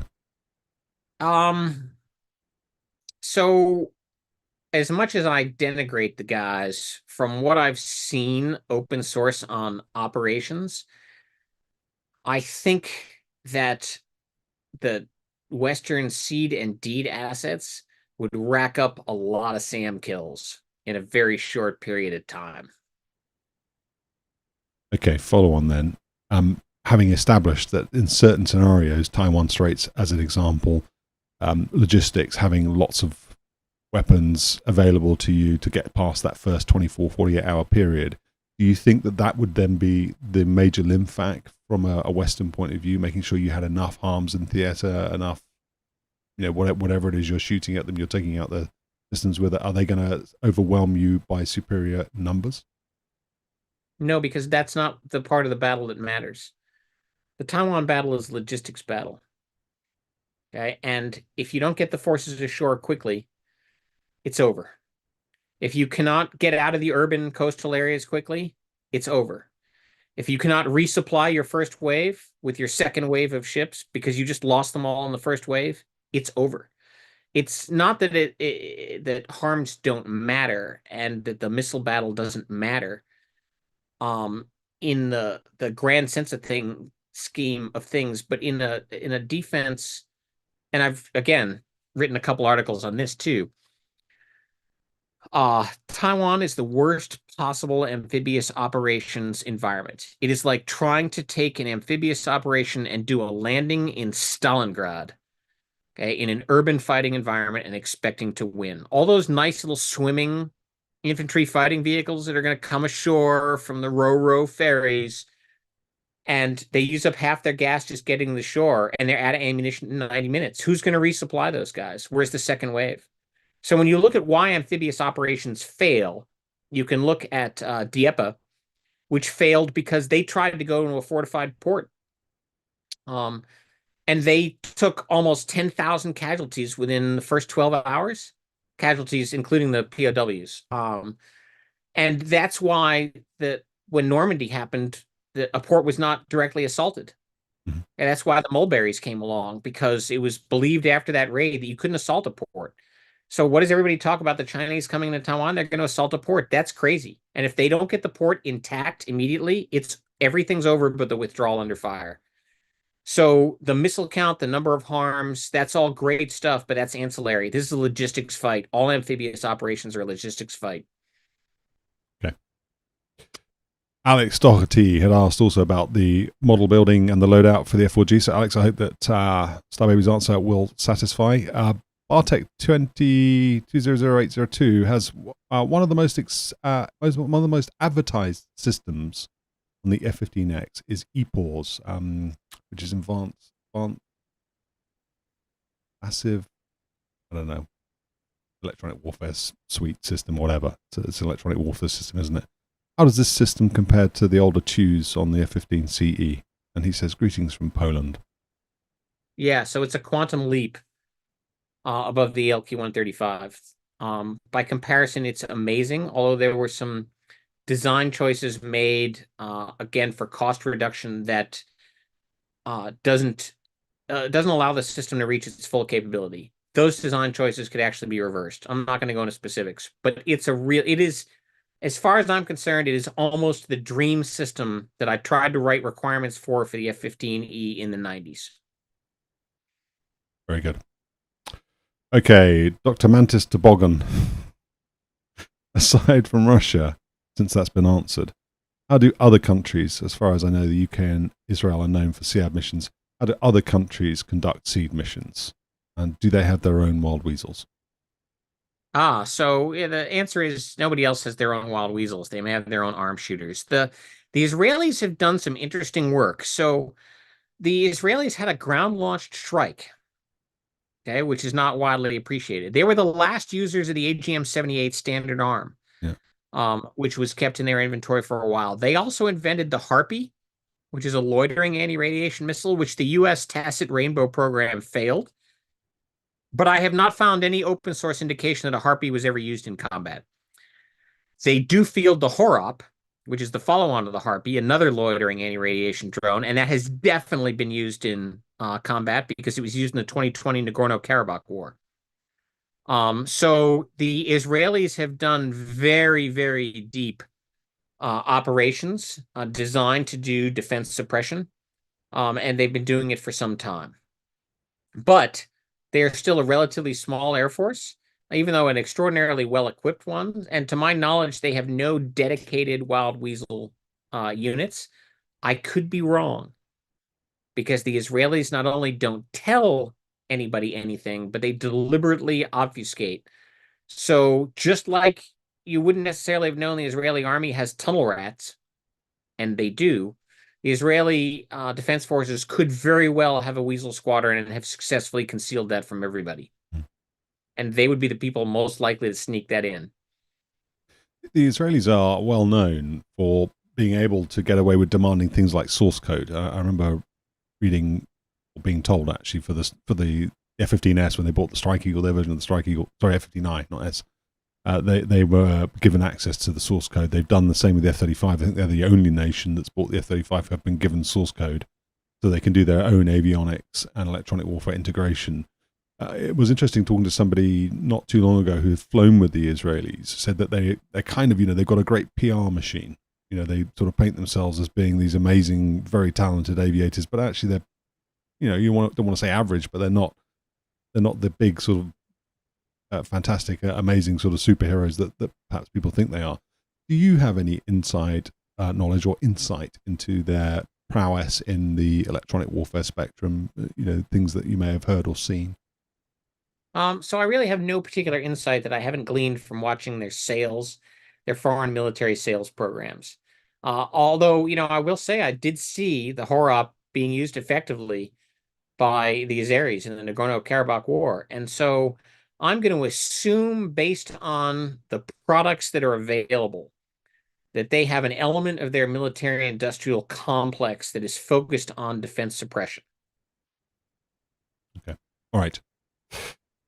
Okay, we're back with Pistons. In which SAM van? Okay, so Pistons obviously sort of not a native speaker. So he's asking if you've ever been in any of the SAMs or any of the control vans or command control units for surface-to-air missiles during your trainings. I think you'd said previously in one of our episodes that you've been in an East German SA-3 maybe. Have you been in any others? That's what he's asking. Yeah, so I've been in a couple Blue systems, and in fact had the ability to run internal simulations in one of them. So the East Germans had obtained, or well, the Germans after reunification, they had SA-3 and SA-8 and ZSU-23-4. I've been inside all of those. But the SA-8s were the ones that they actually retained for training. Because they went into Spadatum for use as threat simulators, except they were real threats. So yes, I've had exposure to a number of systems, including some other early warning systems. Really, after the collapse of the Warsaw Pact and the rapid reunification of Germany, there were definitely opportunities, and it suddenly went from double super secret stuff to things you can talk about with your mom, because it was on the training range and it was published, and you could look at the unclassified documents and say, hey, these are all the assets that are right here. So anyway, yes, I had an opportunity, and that information became handy The SA-3 knowledge that I had about how the SA-3 operator actually twiddles his knobs, so to speak, in the control van in order to get an engagement. Because when we went against the SA-3 in Mosul, that knowledge was being put to use on the run-in. Can you expound on that a little? I was going to ask, and said that I won't interject with my own questions, but just I think it's a natural follow-on. What did it make you think about from a SAM operator's point of view, having had the experience of going in the SA-3, the SA-8, and the Blue Force systems?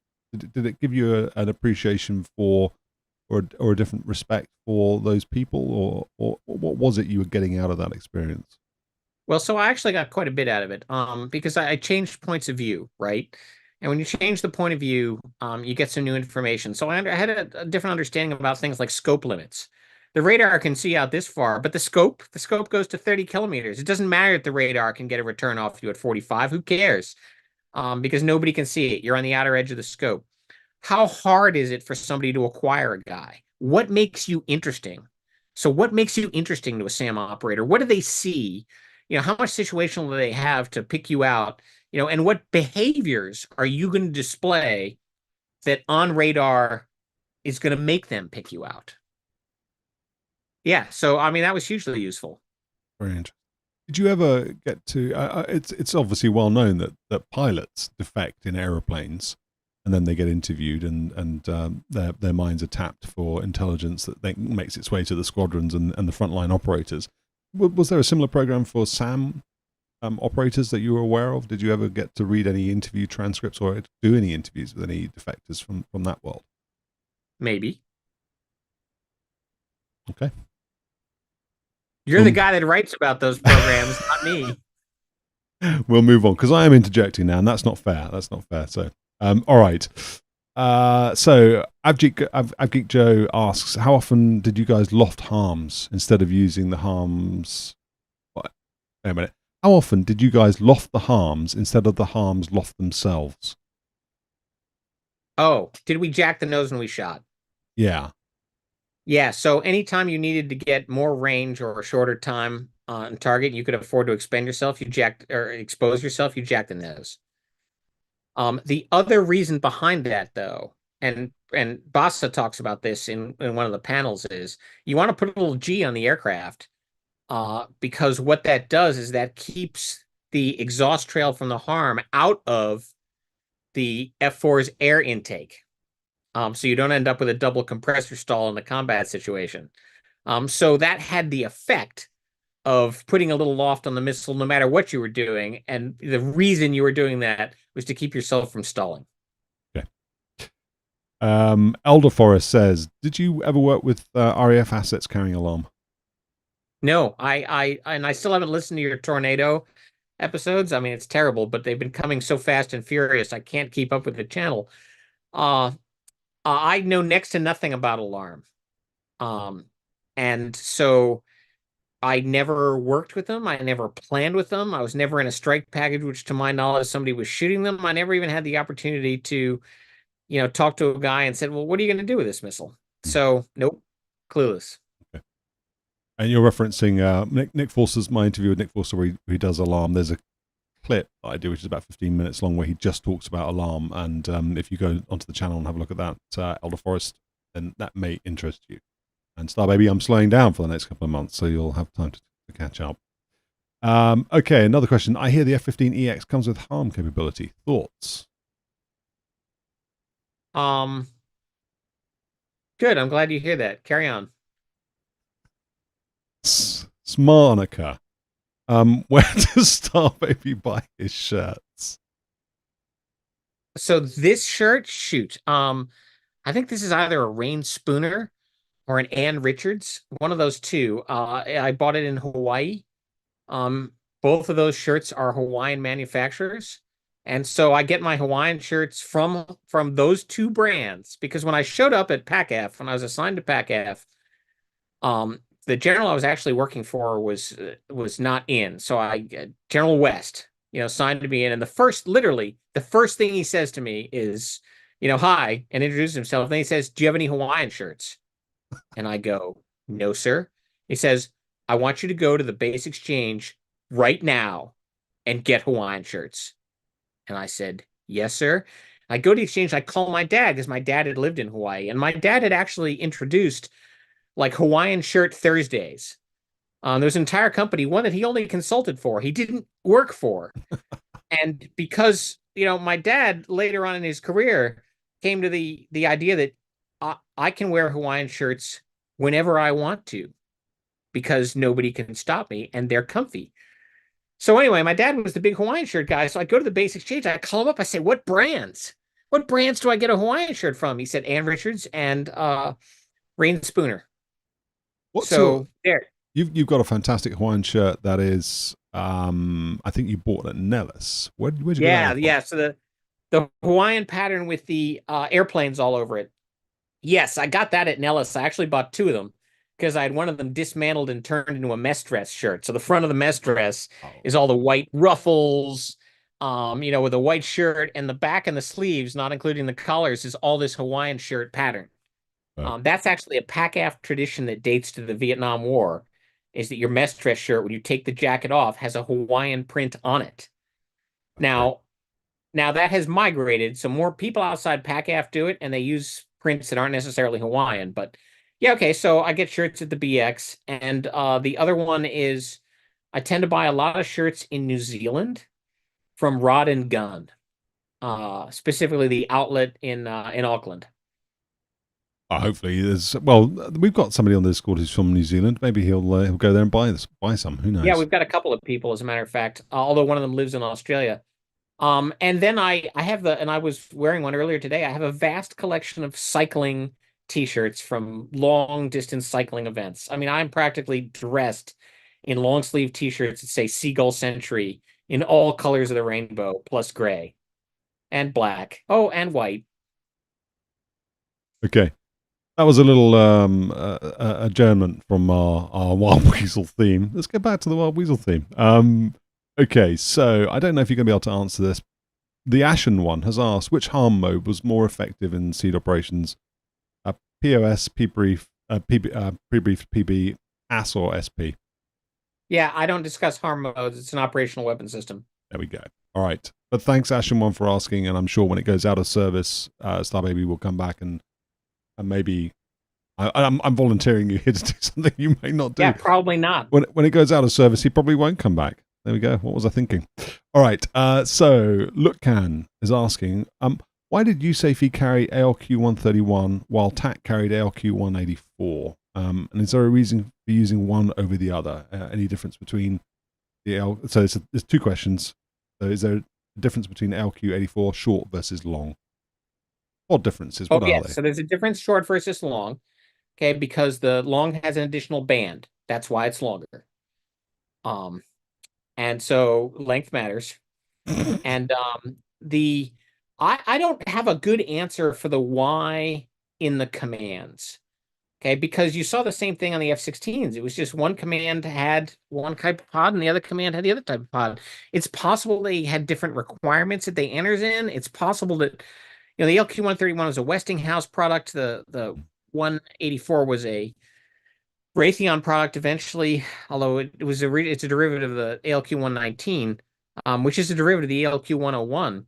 I can't give a good answer to that question. I liked the 131 better from an electronic warfare officer standpoint because I think the pod was smarter, but it also had a higher drag index because it's a refrigerator on a pylon.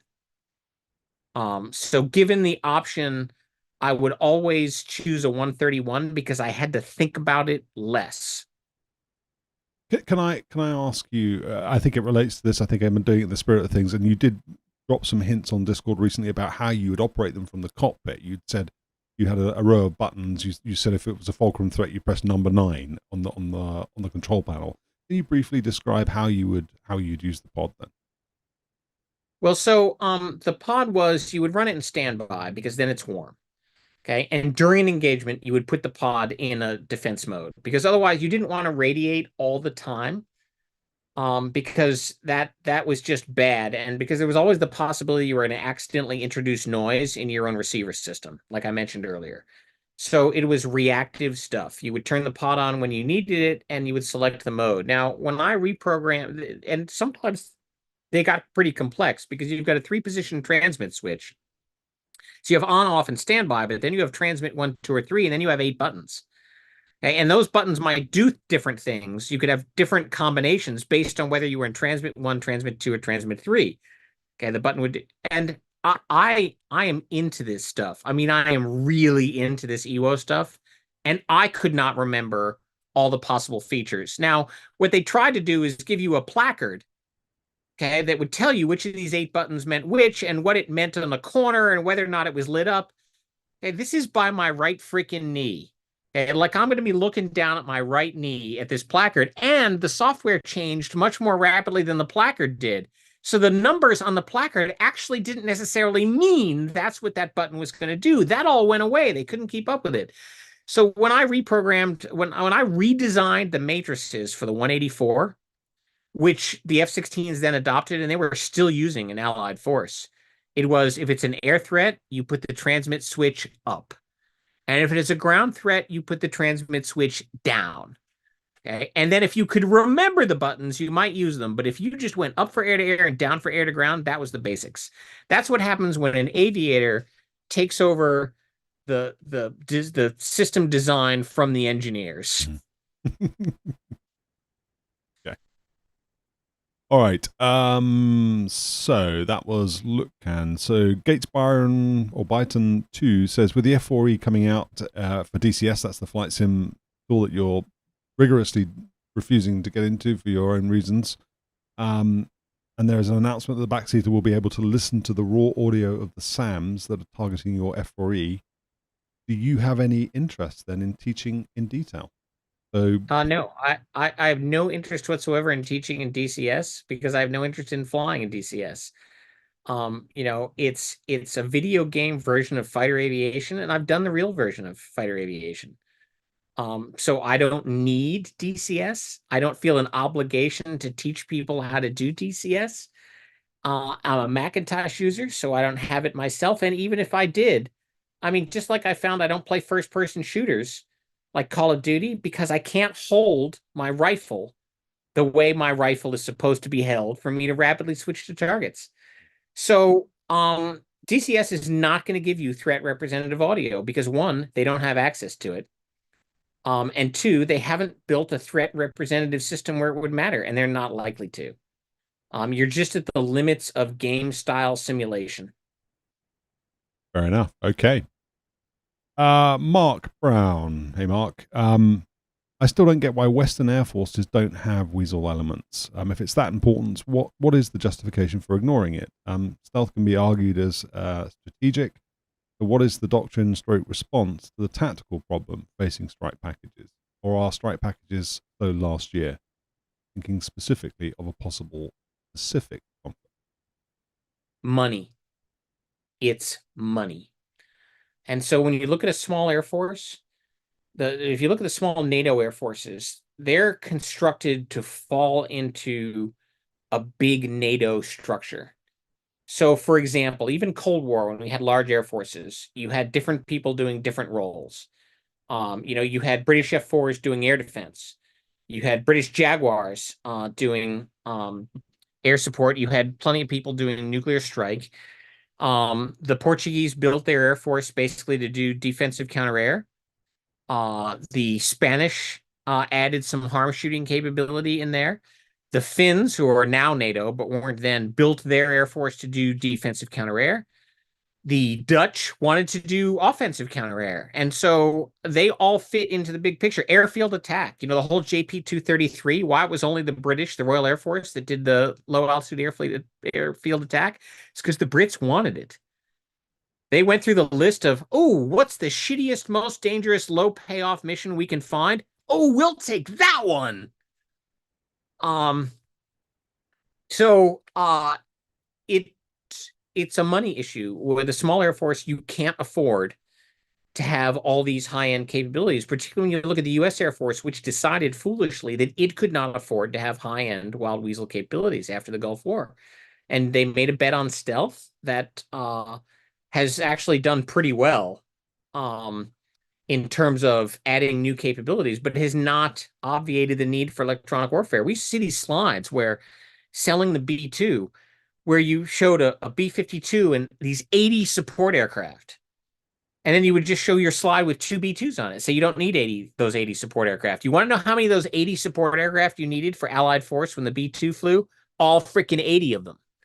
Okay, so that never paid off, but it comes down to resource allocation and money. It's a high payoff, but the Weasel force only pays off in a high-end combat situation. And when you have an air force that doesn't anticipate one, isn't exposed to one, and doesn't renew itself, it's not going to have it. And that's why we didn't have Weasels in the spring of 1965 also, even though Strategic Air Command was well aware of the surface-to-air missile threat. I think they didn't even tell them, did they? They knew about it, but they didn't even tell the frontline squadrons that were there. I'm pretty sure the first F4 was an F4 that was first shot down by an SA-2, and I'm pretty sure the guy that squadron had not been briefed that they were there, or something along those lines. It wouldn't surprise me. I believe that was an RF4. It was an RF4, yeah. Okay. Yeah, so there you go, money. Yeah. All right. So another question there from the live stream then. So look, and it says, if you were somehow offered to transfer to the EA-18G instead of the A6B, so if anybody did not pick it up earlier, Starbaby has said several times he did not stay in the active duty Air Force because he did not want to go to the Prowler. So the question is, if you've been offered the EA-18G instead, would you have accepted it? Because it does have the pointy end at the front. Yes. Yeah. All right, let's go back to some of the preset questions from Discord. All right, so Christoph has asked, what would be your approach to double-digit SAMs, and how did they differ from direct predecessors from your point of view? So he's saying, can you give us a description of, SA-10, SA-12 versus SA-11 versus SA-17? What makes the difference to you? So let me just summarize 1980s electronic warfare school in 2 sentences. Boats are bad, and stay away from the SA-10. If you got nothing else out of UO school, that was it. The key of what the double digits get you, because that's arbitrary, right? 2 digits are arbitrary. The SA-13 is a double-digit SAM, and it's just a better SA-9.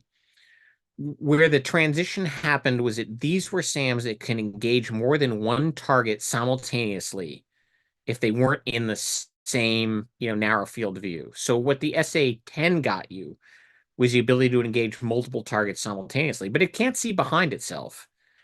And so the tactical answer to this, and modern aviators will hate to hear this, is to go low. Because it doesn't matter how many targets you can engage if all those targets are behind a hill. It just doesn't matter. Doesn't matter what the radar cross-section of your airplane is if you got a hill between you and the radar.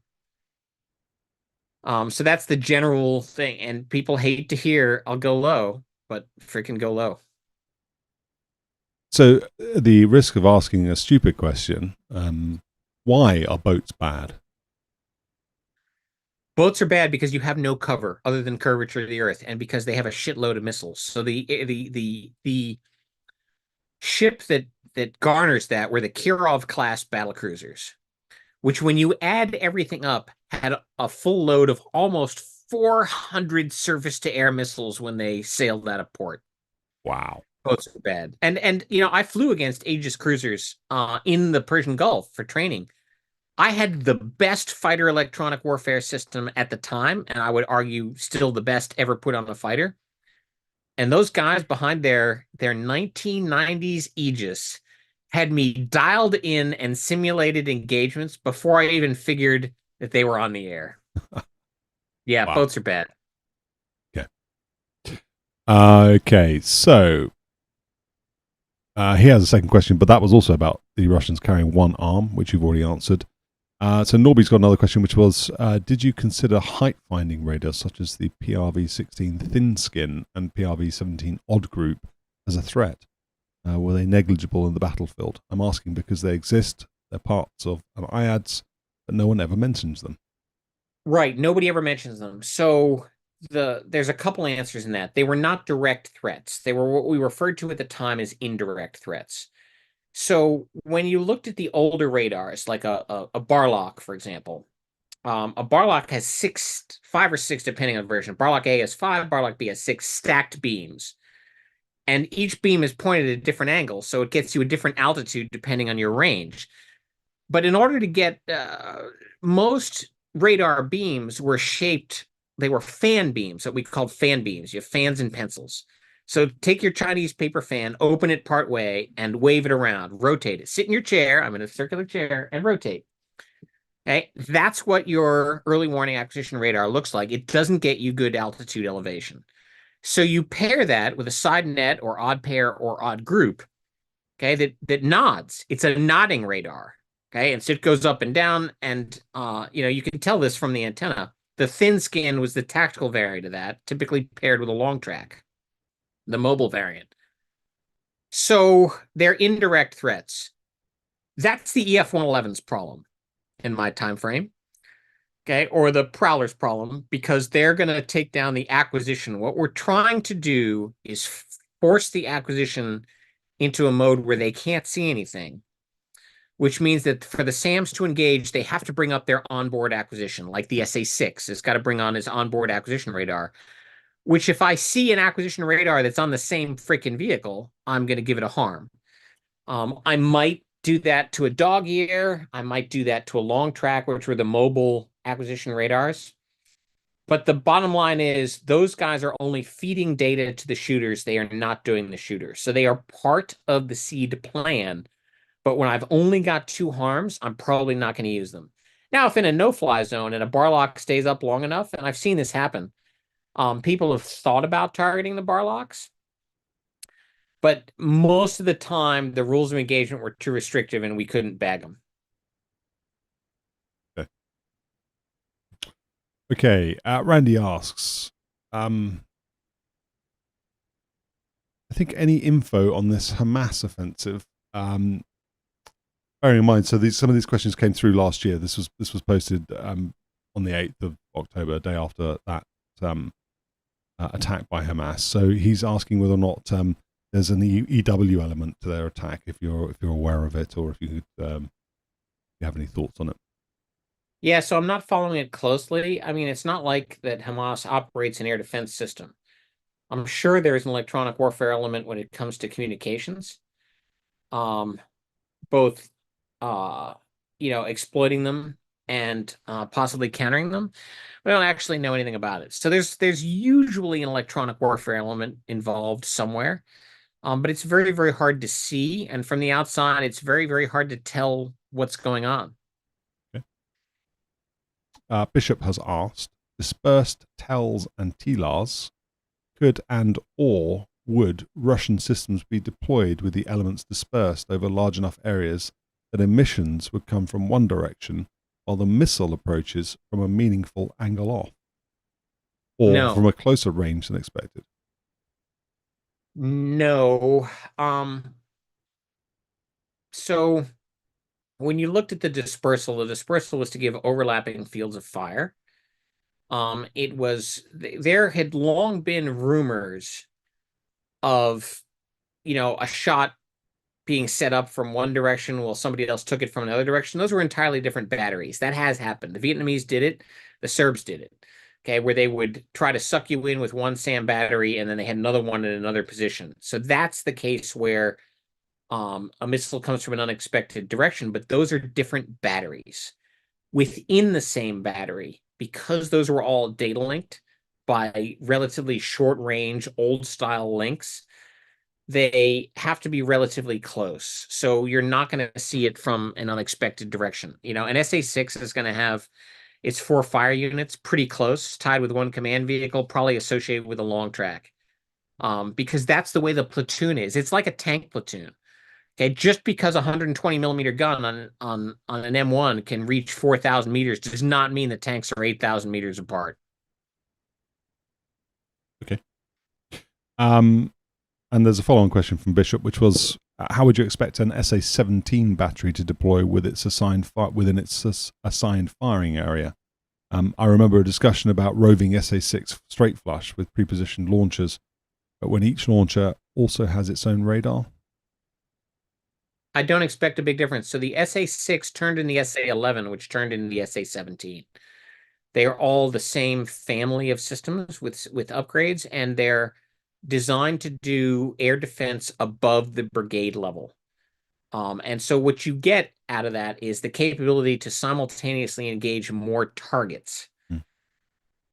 Because that's where the TELR is designed for. That's the purpose for putting the radar on there, is so that your battery, your SA-11 battery, can engage 4 targets simultaneously, where an SA-6 battery could have engaged 1. Gorio has asked, what kind of air-to-air training did Weasel crews do? And how did the APR-47 and other Weasel equipment factor into that? You talked previously about the fact you get a really good indication of air-to-air threats on the APR-47. But I think we had talked also about targeting that with harm, and you said you couldn't shoot a harm at another aeroplane. Why you sort of discounted the B-52 harm sort of in the tail story, but although there were other elements to that, I think the frequencies was one of the things that you were thinking of when you sort of have assessed that. But it does surprise me that there is no sort of more interesting air-to-air element to any of your narratives or any of your storytelling than you've provided. In training, we did 50% of our flights, our sorties were air-to-air. And we got good, high-quality air-to-air sorties because we flew against the Hornets at China Lake. This is when I was at Nellis, or even at George. Okay, we'd fly against Hornets, or we'd get Hornets from Lemoore, even better, because they're all students. And we'd meet up in the airspace. We flew a lot of support for the weapons school.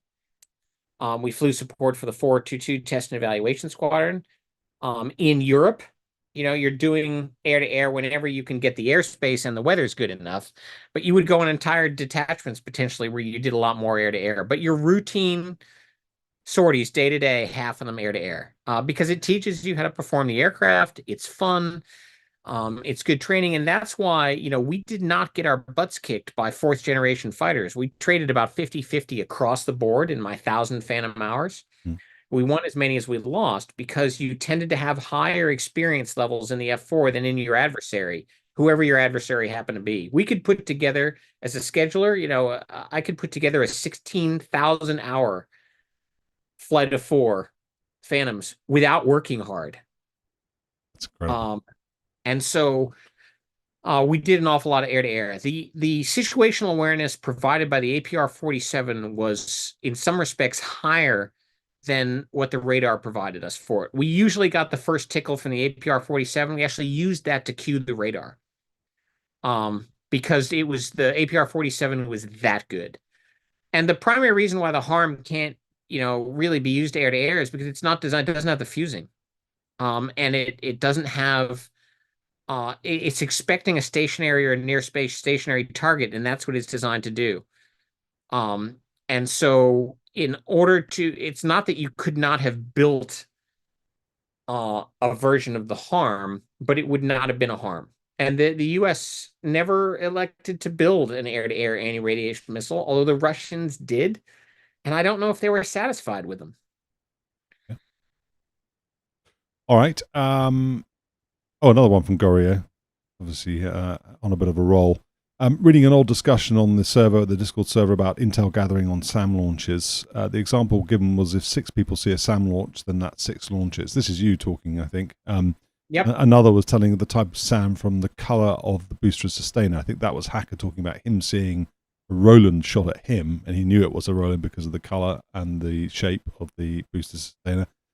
You mentioned how good ELINT stuff was on the APR-47 as well.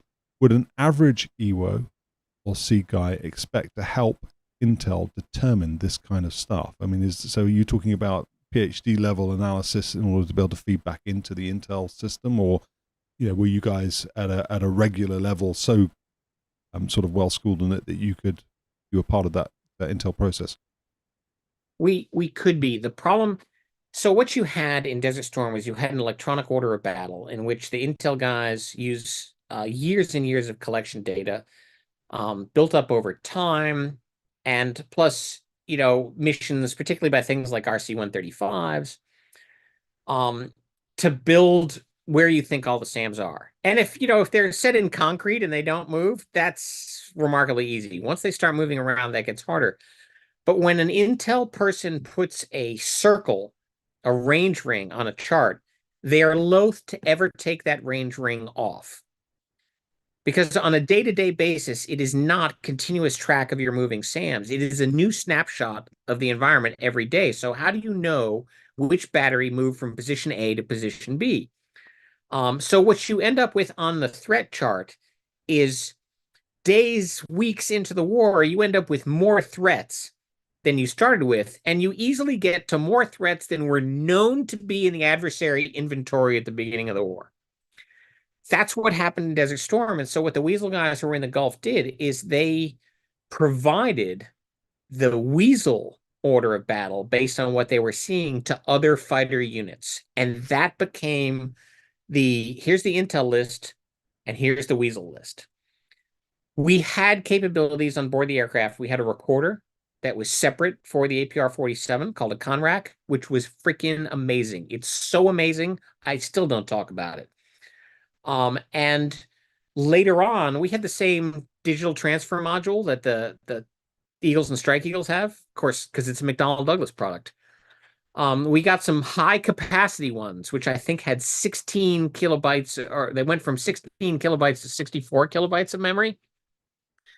And we could actually dump snapshots from our scope into that, where we double punch one of the buttons and it downloaded the picture we had at that moment. Okay, and then that could be downloaded, but you only had a couple of those because, again, 64K doesn't get you a lot. And you would start overwriting, but you didn't know when you were going to overwrite. There's no indication. So, but part of the issue was that the intelligence community at the time was unwilling to accept that data into the big system. That's why you ended up with parallel Weasel electronic orders of battle. The other thing is, in real time, we called, and Spike Beneshek might have been the one that coined this, Weasel wax. Instead of AWACS, Weasel wax. And Weasel wax is not something you put on the outside of your F4G to make it fly faster. The Weasel wax was when you were on the radio and you told people in real time what SAMs were on the air. We did not see that until Allied Force, where other assets would get on a tactical radio and communicate to people what was on the air. It might have happened spottily before Allied Force, but by Allied Force, it was now a procedure. By that time, of course, the F4Gs had gone away. Also, the RF Force had TERIC. So you could see RF Force with TERIC, the Tactical Electronic Reconnaissance System, where the antenna arrays were adjacent to the rear cockpit. And they recorded. They would go around and just suck in electrons on the way. Now, that was not a real-time thing. That went back. But that went into the tactical reconnaissance channels and not the strategic reconnaissance channels, which were actually different. So there's a lot of little stovepipes going on in the intelligence and ELINT collection world, and there still are. But both the RF-4 TERIC birds and the F4Gs had more potential to insert themselves in that system than was actually utilized. It's curious to hear you say the Weasel wax then became a thing in other communities by the time that the Balkans conflicts were going on in the mid-90s, then early mid-90s, late 90s too. Did you hear any of that stuff and sort of cringe a little? I mean, were they accurate? Did they step on toes? I thought the whole point, I mean, we're going to publish the Star Wars brevity comp piece, and at the end of that you summarize, it's maximum data, minimum number of words, maximum throughput, minimum effort. I would have thought that not talking on the radio would be better. I mean, what sort of essay are they going to provide by saying there's an SA-3 up at some city or whatever? Yeah, no, it's freaking awesome. It's more day than you had coming in. You may want to adjust your route. You may want to alter the plan. You may want to say, okay, thanks, and move on. It's not a problem to me. But it aside from the actual information, it tells you there's somebody's up there listening who cares about your welfare. Yeah. And that's it's always good to have secure knowledge that somebody is watching your back. So that's handy. The F-16 CM guys, the Viper harm shooters with HTS, they'll do that for you too. They will do the weasel wax kind of role. And if there's a system up, they'll tell you it's up. And if you look at the SAM kill video, you will hear both the F-16 guys and the Prowler guys putting data out on the radio over missile guidance beams up and down, even if they're just saying empty, meaning I got nothing, or you've got a Prowler guy saying I've got an SA-3 missile guidance on the air. It's great information. Love it. Okay. Right. We are approaching 2 hours. I think we need to wrap up fairly soon. Should we do a couple more pre-canned questions, and then we'll go back to the live stream and see what's come in. And then we will call it a night. So, Gasman, I've left this one. Can we get a different channel for Gorio's questions? Asking for a friend. Those two are mates. All right. BW, would you have taken the Navy assignment if it was Growlers instead of Prowlers? You've already answered that. Yep. Skip has asked, the Navy seems to be the only ones putting any money into AGM-88 upgrades. Are the Growlers true Weasels? So the Growlers are the closest to likely to be to Weasels without obviously a Weasel school. Yes, it's a Navy missile. I mean, yes, it's a joint missile program, but it's a Navy missile. And so the Navy was the impetus behind ARGM as well. Let's try and find one from somebody who hasn't asked yet. Pork, I think, hasn't asked. Would you consider 2-seat F-16 with CFTs for loiter and the ECM spine a good choice? He's asking about the platform, isn't he? So is it a good choice? Yeah, no, single engine. So I say that as a dual engine guy. But the additional seat would be additional capability, and the CFTs make up for the fact that you're displacing fuel with a second seat on an F-16. But once you get the electronics fit means as much, well, almost as much as the aircraft, and not necessarily as much as the crew, but it helps improve the crew capabilities. So adding more fuel and a second seat to an HTS bird definitely will give you an increase in capability, because I've flown in the back of the D model in a red flag with HTS, and it just gives you more eyeballs to look around, and you can handle more tasks. So it's an improvement over a single seat Viper. Is it a great choice? It's not the one that I would have gone with. Although I do think highly of the F-16I Sufa. I still think one engine, man. Why have one engine when you can have two engines? Yeah. That's interesting, because they did heavily invest in the F-15. So they've got the BAS, the RAM, and then they've got the upgraded BAS, which I can't remember what it's called. And, you know, they're talking about buying EX, I think, now. So, okay. All right. Dylan has not asked a question, I don't think. So let's have one of his. How much less successful would Operation Desert Storm have been without F-4G jets that were stationed there? He's doing a research paper on the F-4G and needs some content from someone who fought in the plane. Well, I missed Desert Storm, right? So but you've researched it. I mean, you're. Oh yeah, no, I've researched extensively. I think it would have been a disaster. Okay, I think it would have looked, and you need to go no further back than 1965 to learn what happens in a SAM environment when you don't have Weasels. You know, because counterfactuals are hard to write a paper about. Okay, so my solution to that, to the paper writing portion, is to do the historical research. Okay, show me a case where we're trying to do multiple strike packages and we do not have Weasels, and I find very high aircraft losses in 1965, and that is kind of your answer as to what you would expect Desert Storm to look like without F-4Gs.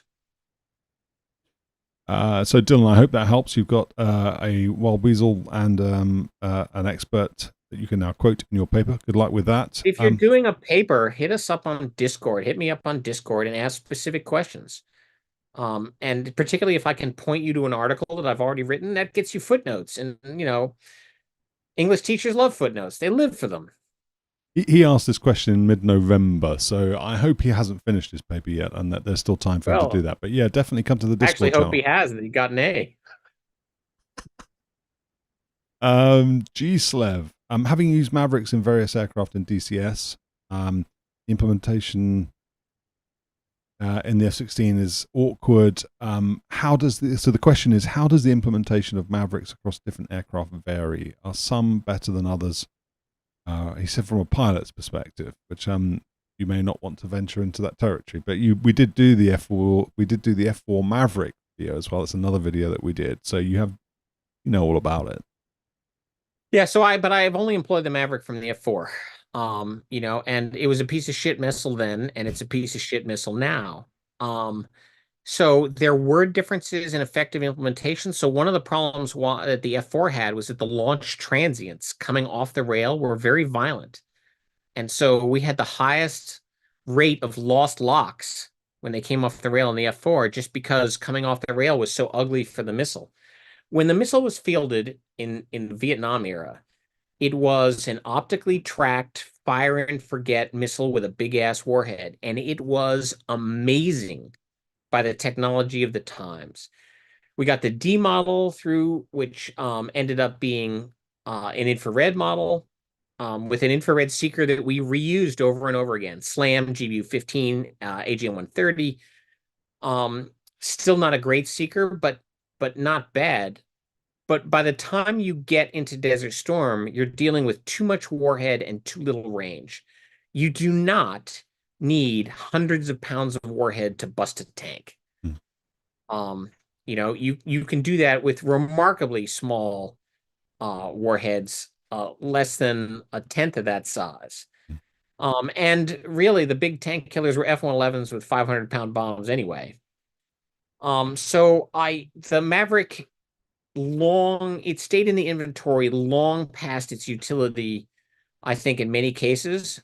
But if you looked at like the A-10, until the A-10C conversion, Mavericks were your night capability because you were looking forward with an infrared, and you didn't have anything else. You didn't have a targeting pod. You couldn't do any better. So in that case, the Maverick was handy because you're an A-10 guy. You think nothing of going in and gunning a tank because that's what you live for. You selected the A-10 out of pilot training in the hope that someday in the real world you would get to gun a tank. So, hog drivers, Maverick, maybe that's good enough for them. Although, giving you a C model hog and, now getting a lightning pod or a sniper pod, and now it's a totally different ballgame. So anyway, yes, it varied as most implementations do. They vary across aircraft. But the missiles still, by even 1990 standards, long since outlived its usefulness. Although I hear it's good against boats. The G model was that was the reason the warhead changed. So the Navy wanted a warhead that would do more blast frag and less armor burning, so they could hit patrol boats with it. Really? Okay. And I think on YouTube there's some video of the A-10A implementation in Desert Storm, and you can get a sense of just how crappy that IR picture was for those A-10 guys. And as soon as the missile's off the rail, that's it. The screen goes black, and they're thrown back into darkness again. So yeah, exactly. Must have been a pretty unpleasant experience. Okay.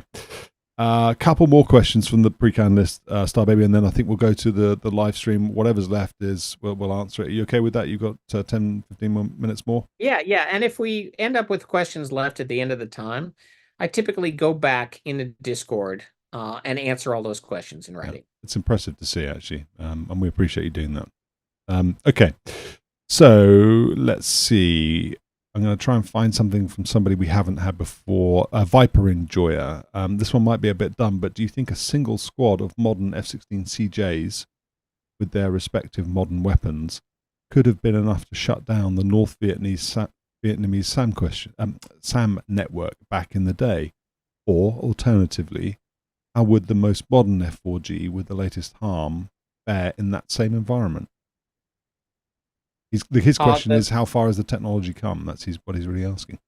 So it's a reasonable question, but lacks the context.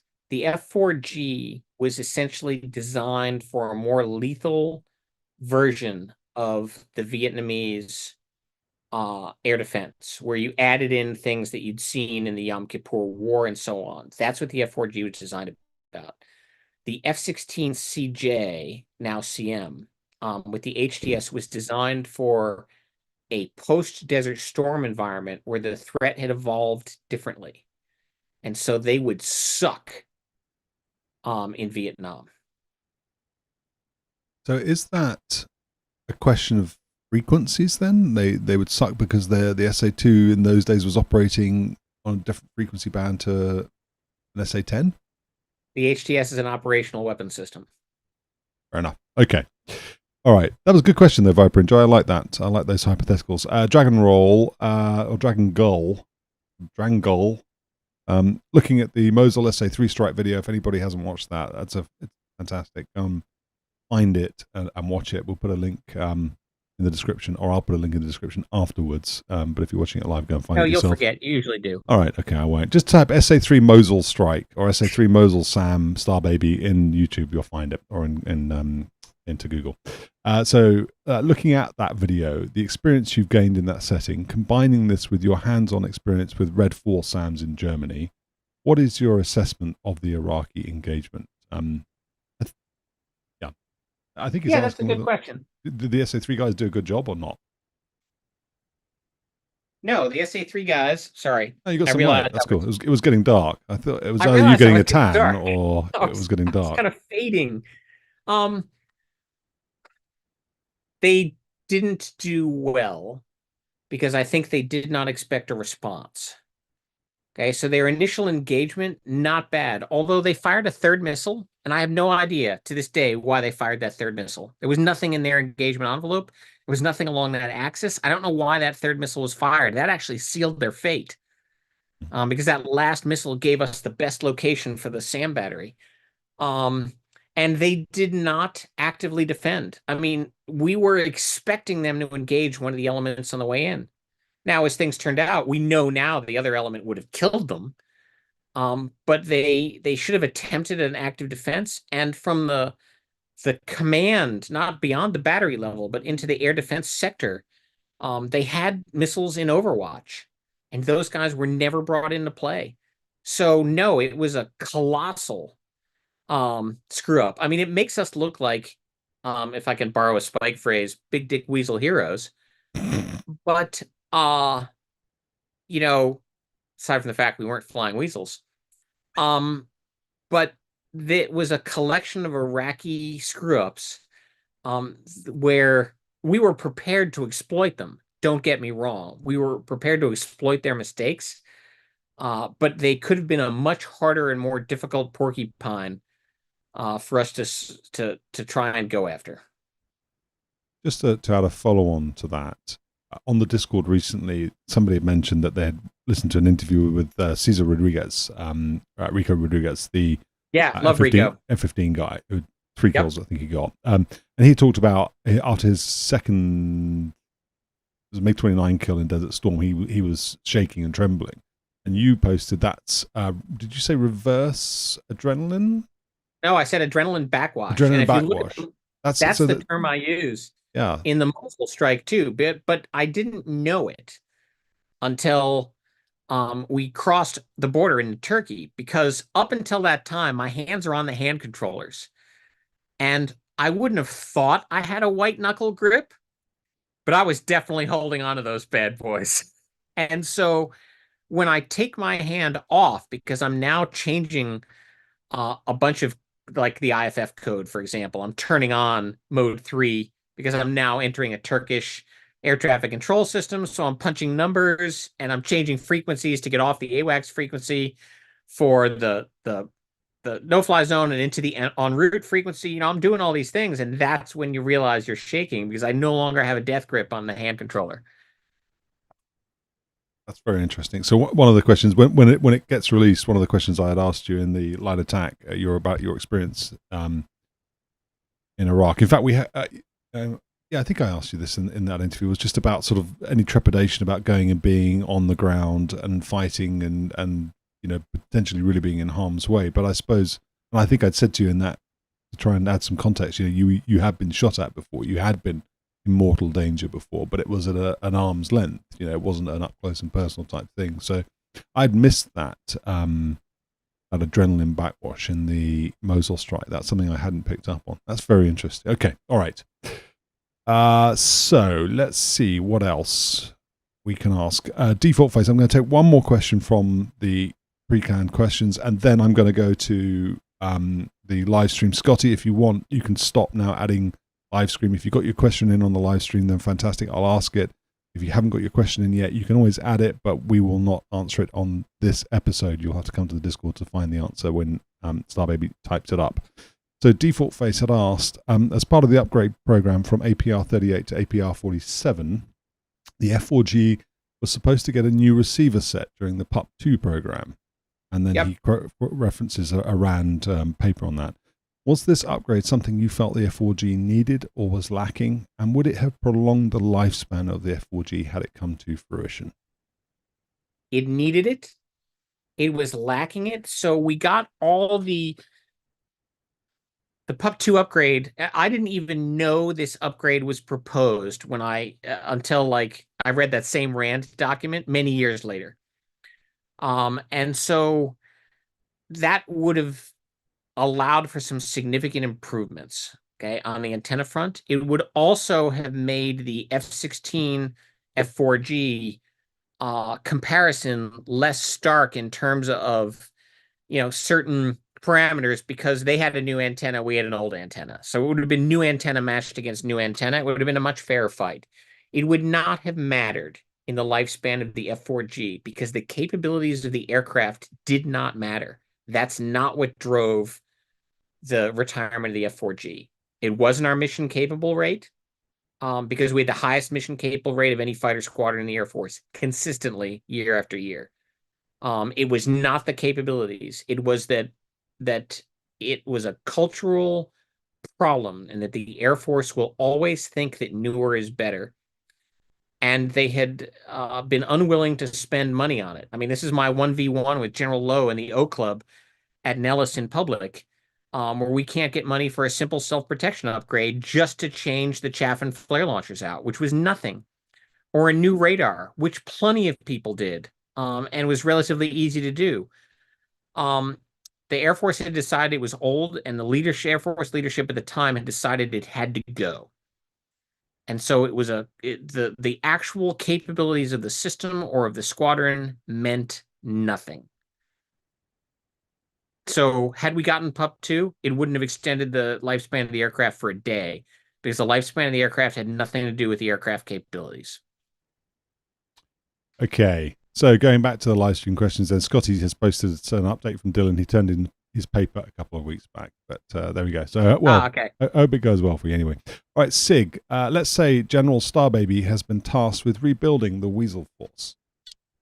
New Wild Weasel F-15EXs, etc. Assuming the funding shows up, how long would it take to rebuild the lost capabilities? 3 years. 3? At least. So 3 to 5 range, because what I'm going to, the way I'm going to measure it is the same way I measured the F-16 when it was introduced into the US Air Force. And that's 3 to 5 years. And I'll date that from the time we open the school. And I expect in 3 to 5 years, we will graduate our first Baby Weasel weapons school graduates. And that's the end point of that.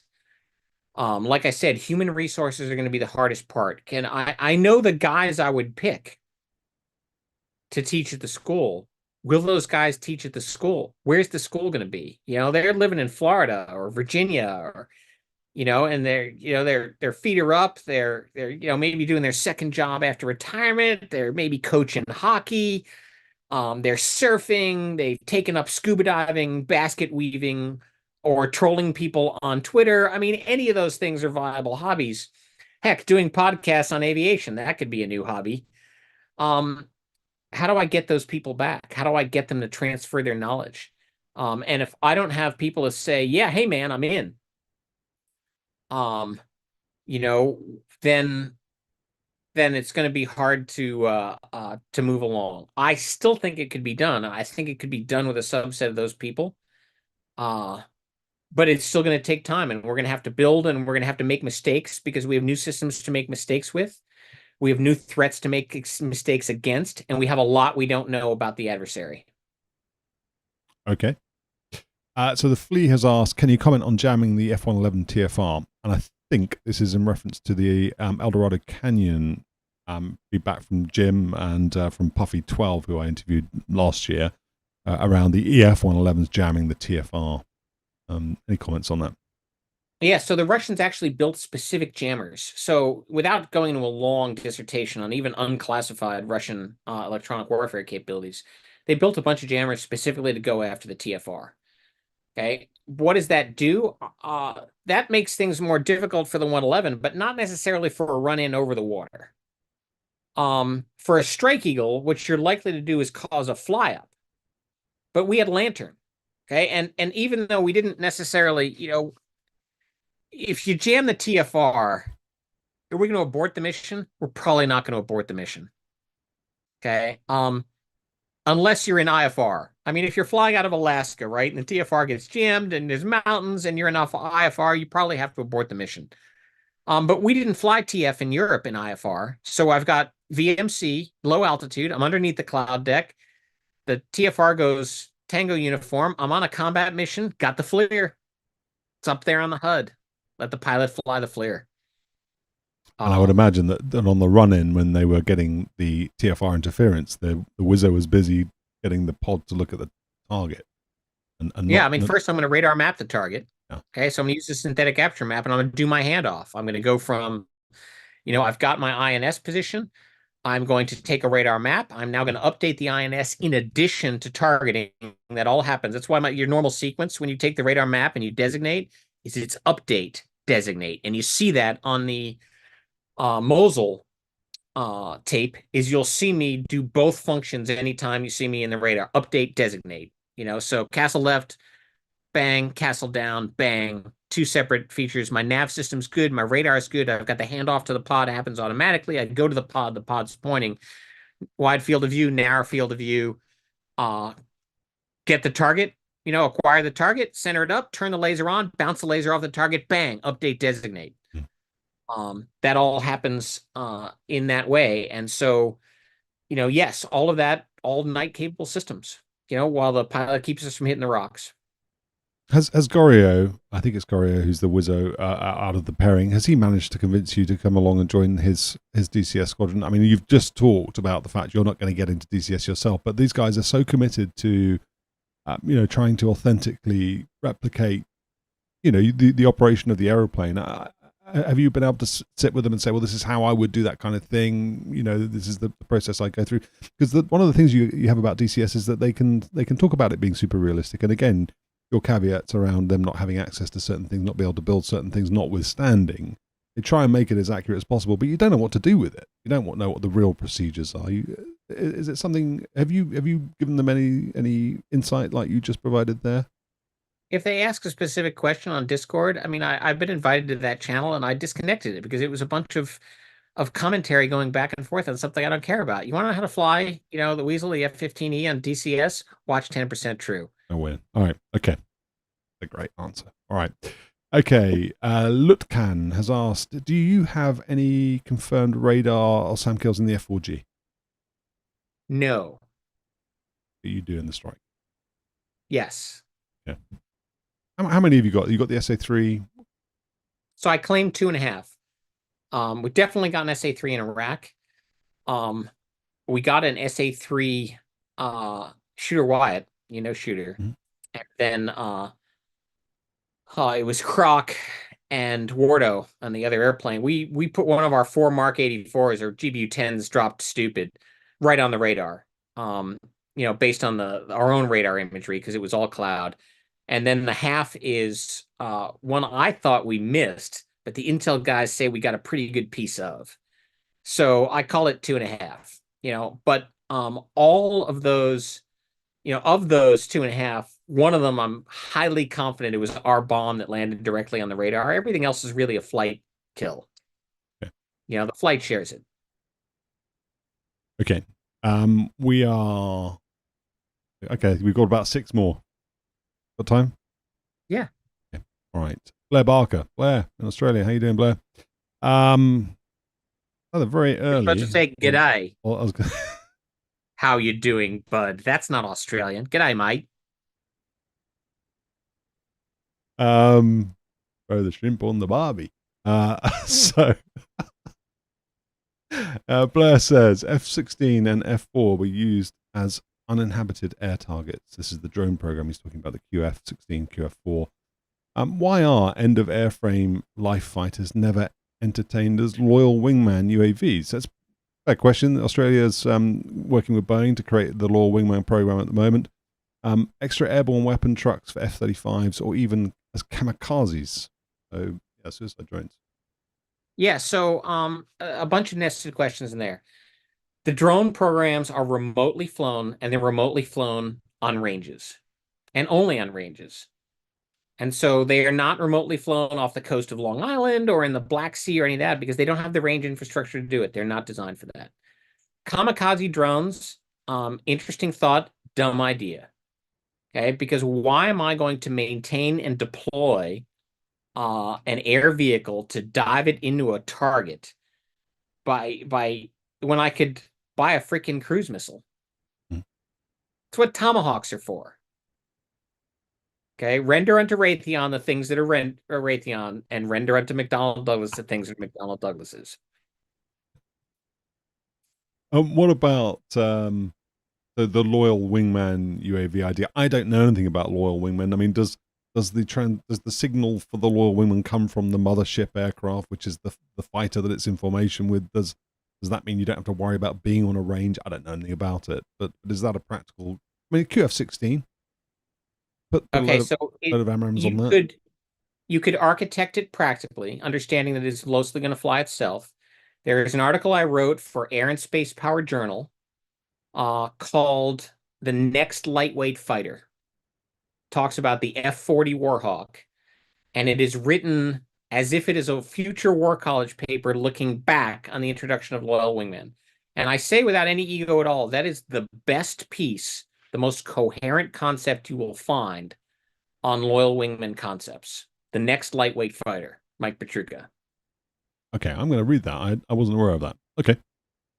And the follow-on for that, which explains a lot of what you're going to want to know about unmanned combat aircraft, was my first article for War on the Rocks, which is called "Why the Next Fighter Will Be Manned," and the one after that. Very good. Can you well, we can find it, or I'll find it. Put a link in the description. But those all sound very interesting. Okay. Pistons is back with or maybe he never left, or she. Which SAM is easier to avoid, jam, destroy according to your experience? And which ones do you consider to be the most dangerous? Well, so you remember that I've flown against, half a dozen operational SAM systems. And what I went into, and at the beginning of my combat experience, I would have expected the SA-6 to be the most lethal. At the end of my combat experience, it's the SA-3 that I respected the most. Really? Yes, that is a nasty, high-speed little missile. And so it depends on the jamming effectiveness, depends on the model and, the year and the jamming tape and so on. So that's not, something that's really answerable. It's a mix and match. But I felt that the chance of getting the harm on the SA-3 and being able to listen to an SA-3 and knowing what the guy was thinking at the time based on the scan changes, that's where I think I would have had the most situational awareness. The SA-2 worried me less because it's not particularly a maneuverable missile. And, most of my sorties were medium altitude where I didn't have to worry about Nate or a Roland. SA-10s are always deeply worrying. But I never flew against one of those operationally, although, I had flown against the system. And that's where it's like, go low and sneak up behind it is the way to handle that. Like anything else, you don't want to go face to face, sneak up behind it and shoot it or stab it in the kidneys and move on. That kind of, I don't know if that does answer, but I'll ask the question anyway. But Lucan has a follow-on question, which was there a particular system that would show up on your TEWS or APR-47 that would really send chills down your spine? No, because I'm not that bright. So if it shows up on these are totally different mindsets, right? If it shows up on my APR-47, it's not a threat, it's a target. Yeah. And if you don't think that way, you don't belong in a Weasel platform. You know, and I brief people all the time. SAMs are not targets. SAMs are things that defend targets, but that's not a Weasel mindset. SAMs are freaking targets.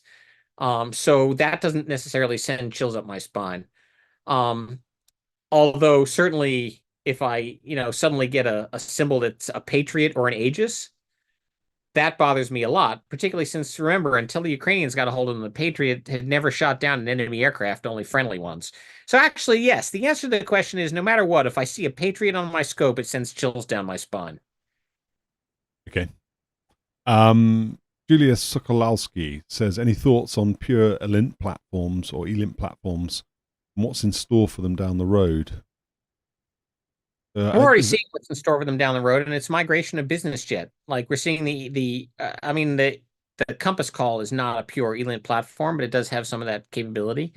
And as the 707s age out, the airframes, the RC-135s, I think we're going to see business jet hulls to them. But and we have seen ELINT capability added to other aircraft. The AWACS did not get that till the Block 30 upgrades, although the British E-3D had ELINT when they were delivered. So you see a lot of possibilities, but I think you're going to migrate for the air breathers to a different form airframe. You're going to be looking much more at the business jets. Obviously we don't talk about space assets, but the fact that something is space does not negate the inverse square law. So even something in low altitude orbit is hundreds of kilometers away from their emitter. And so, low power signals, missile guidance signals, stuff that's not necessarily pointing that way, they are not the universal vacuum cleaner that sees every electron, because a lot of those electrons peter out before they get in a low Earth orbit. That's that's physics. Sorry for the question if it's a stupid one, but inverse square law, is that the same as the radar range equation? Yeah, so in the inverse square law generically is in the radar range equation, right? Okay. So it's it's the square of the distance where you're measuring your attenuation. Okay. Tame Weasel says, how much energy did seed systems rob from the F4G overall power of the airframe? This is a good question, actually, because one of the things that we never really would talk about, or you don't really think about much about electronic systems in aircraft, is the power and the cooling that's required for them. Yes, and nothing. Nothing. Not in an F4G. However, you have to be careful with modern systems. I mean, we're talking about a Commodore 164, okay, versus, a modern system. AESA radars take a lot more cooling than a mechanically steered array. There's a lot more transmit-receive elements in there. You're not dealing with a magnetron or a klystron. You've got all these little TR elements, and they all generate heat. And so, yes, it's a question, but it did not place a drag on the F4. Our air conditioning didn't place a drag on the F4 either because we didn't have any. And the cockpit air conditioning. But if you were looking at much more complex systems, you would reasonably expect that you're going to pay a penalty in cooling, I think, more than power, because if you have high cooling demands, you're going to demand that from the bleed air system. And when you demand more from your bleed air system, that will reduce your engine power. That's just the way it is. Okay, we're on to down to the last two questions in Starbaby. So, Airlight-X is former air traffic control officer asking what Starbaby's impressions of US ATC versus UK ATC service Mill and Civil were like. And he says, great interview. So ask that question again. Oh, how would you compare, or would you compare US air traffic control versus UK air traffic control? Think about Mill, probably. He says Mill and civilian, but I love having London Mill. Okay, that it's not a difference in quality so much as a difference in structure. Okay, the fact that if I exit an air traffic and if I enter an air traffic control regime, okay, and the fact that I can go to a different frequency and get somebody who's just doing military, it's freaking awesome. Okay, I love it. Can't get enough of it. But for example, if I'm flying at an Ellis and I'm going on the ranges all the time, I'm talking to departure control and I'm handed off to range control. So it's almost like getting a military controller. Or down at Eglin. I mean, I've had plenty of times where I go over to range control and I never hear from them again. Okay. And they never hear, from me again. We just don't talk to each other until I am getting ready to depart the range and I call approach. So, air traffic controllers are, pretty much trained to a uniform standard between Britain and the U.S. And, the difficulty we have in the U.S. On the civilian side is that we've still got a shortage, and we've had a shortage since the 80s. That means guys are tired. But, on a day-to-day, you don't really notice that. And final question, Nitro Viper. Starbaby, what are your thoughts on man-in-the-loop weapons for wild weasels? It seems to me like a perfect weapon to employ on pop-up SAM threats, and even better on pre-planned SAM strikes. So man-in-the-loop weapons require a link between the fighter and the weapon. That's subject to jamming. It is also means that it's not fire and forget. It's fire and maintain. So if I'm at low altitude, for example, and I pop up and I see a SAM on the other side of a hill and I put a harm in the air and I duck back down, harm's fire and forget. Now he's going to work that and I'm safe. But if I do that same thing with a man-in-the-loop weapon, if I use that exact same tactic, I lose the data link. And so I can't really execute that particular plan. So in cases where, the AGM-130 was great because it was shot from outside the range at which the target could be engaged. And the jamming systems were not present to counter it. But if you're going to plan for a real modern electromagnetic environment, you can't expect man-in-the-loop to work from a data link standpoint. You're certainly not laser guiding stuff against a high threat. So I definitely fire and forget's the way to go. And the higher the speed, the better. Is it too far a stretch to think that you could actually sort of effectively buddy with another platform or another system, a space-based capability where you can get a weapon handed off to a space platform, get them to guide it in, or to another platform over the horizon or whatever? Like I'm going to hand off a real weapon in a combat situation to some space geek in Alabama.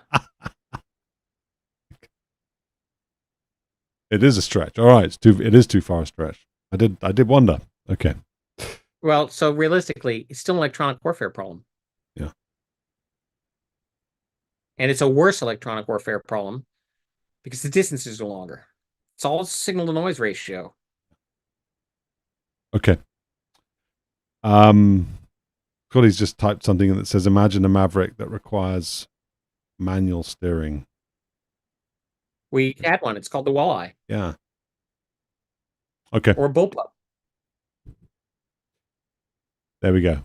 We are done. So it was long promised, long awaited, and I think it's been a fantastic episode. So thank you so much for joining us. Thanks for doing it again.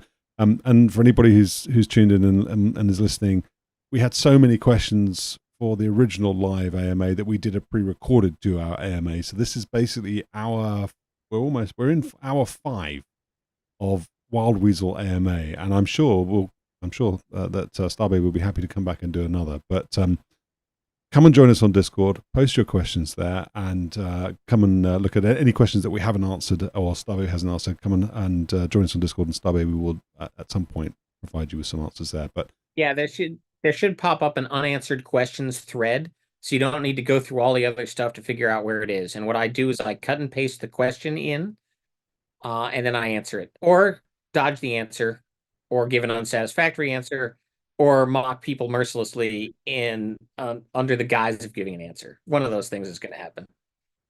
And you will all see Starbaby again on this channel in a couple of months' time I don't know when I'm going to get the Star Wars episode out. That's a priority for me. I'll get it out as quickly as I can. I'm not making any promises when it will be. It'll be when it will be. And then Starbaby comes back for Light Attack. As I said, first episode has already been recorded. It's fantastic. I'm looking forward to the next 2. So for now, I bid you all good evening, good day. Thank you for joining us. It's been a pleasure to have you. Thanks for dropping your questions. And Starbaby, thank you for answering them. We appreciate it. Yep, there we go. All right.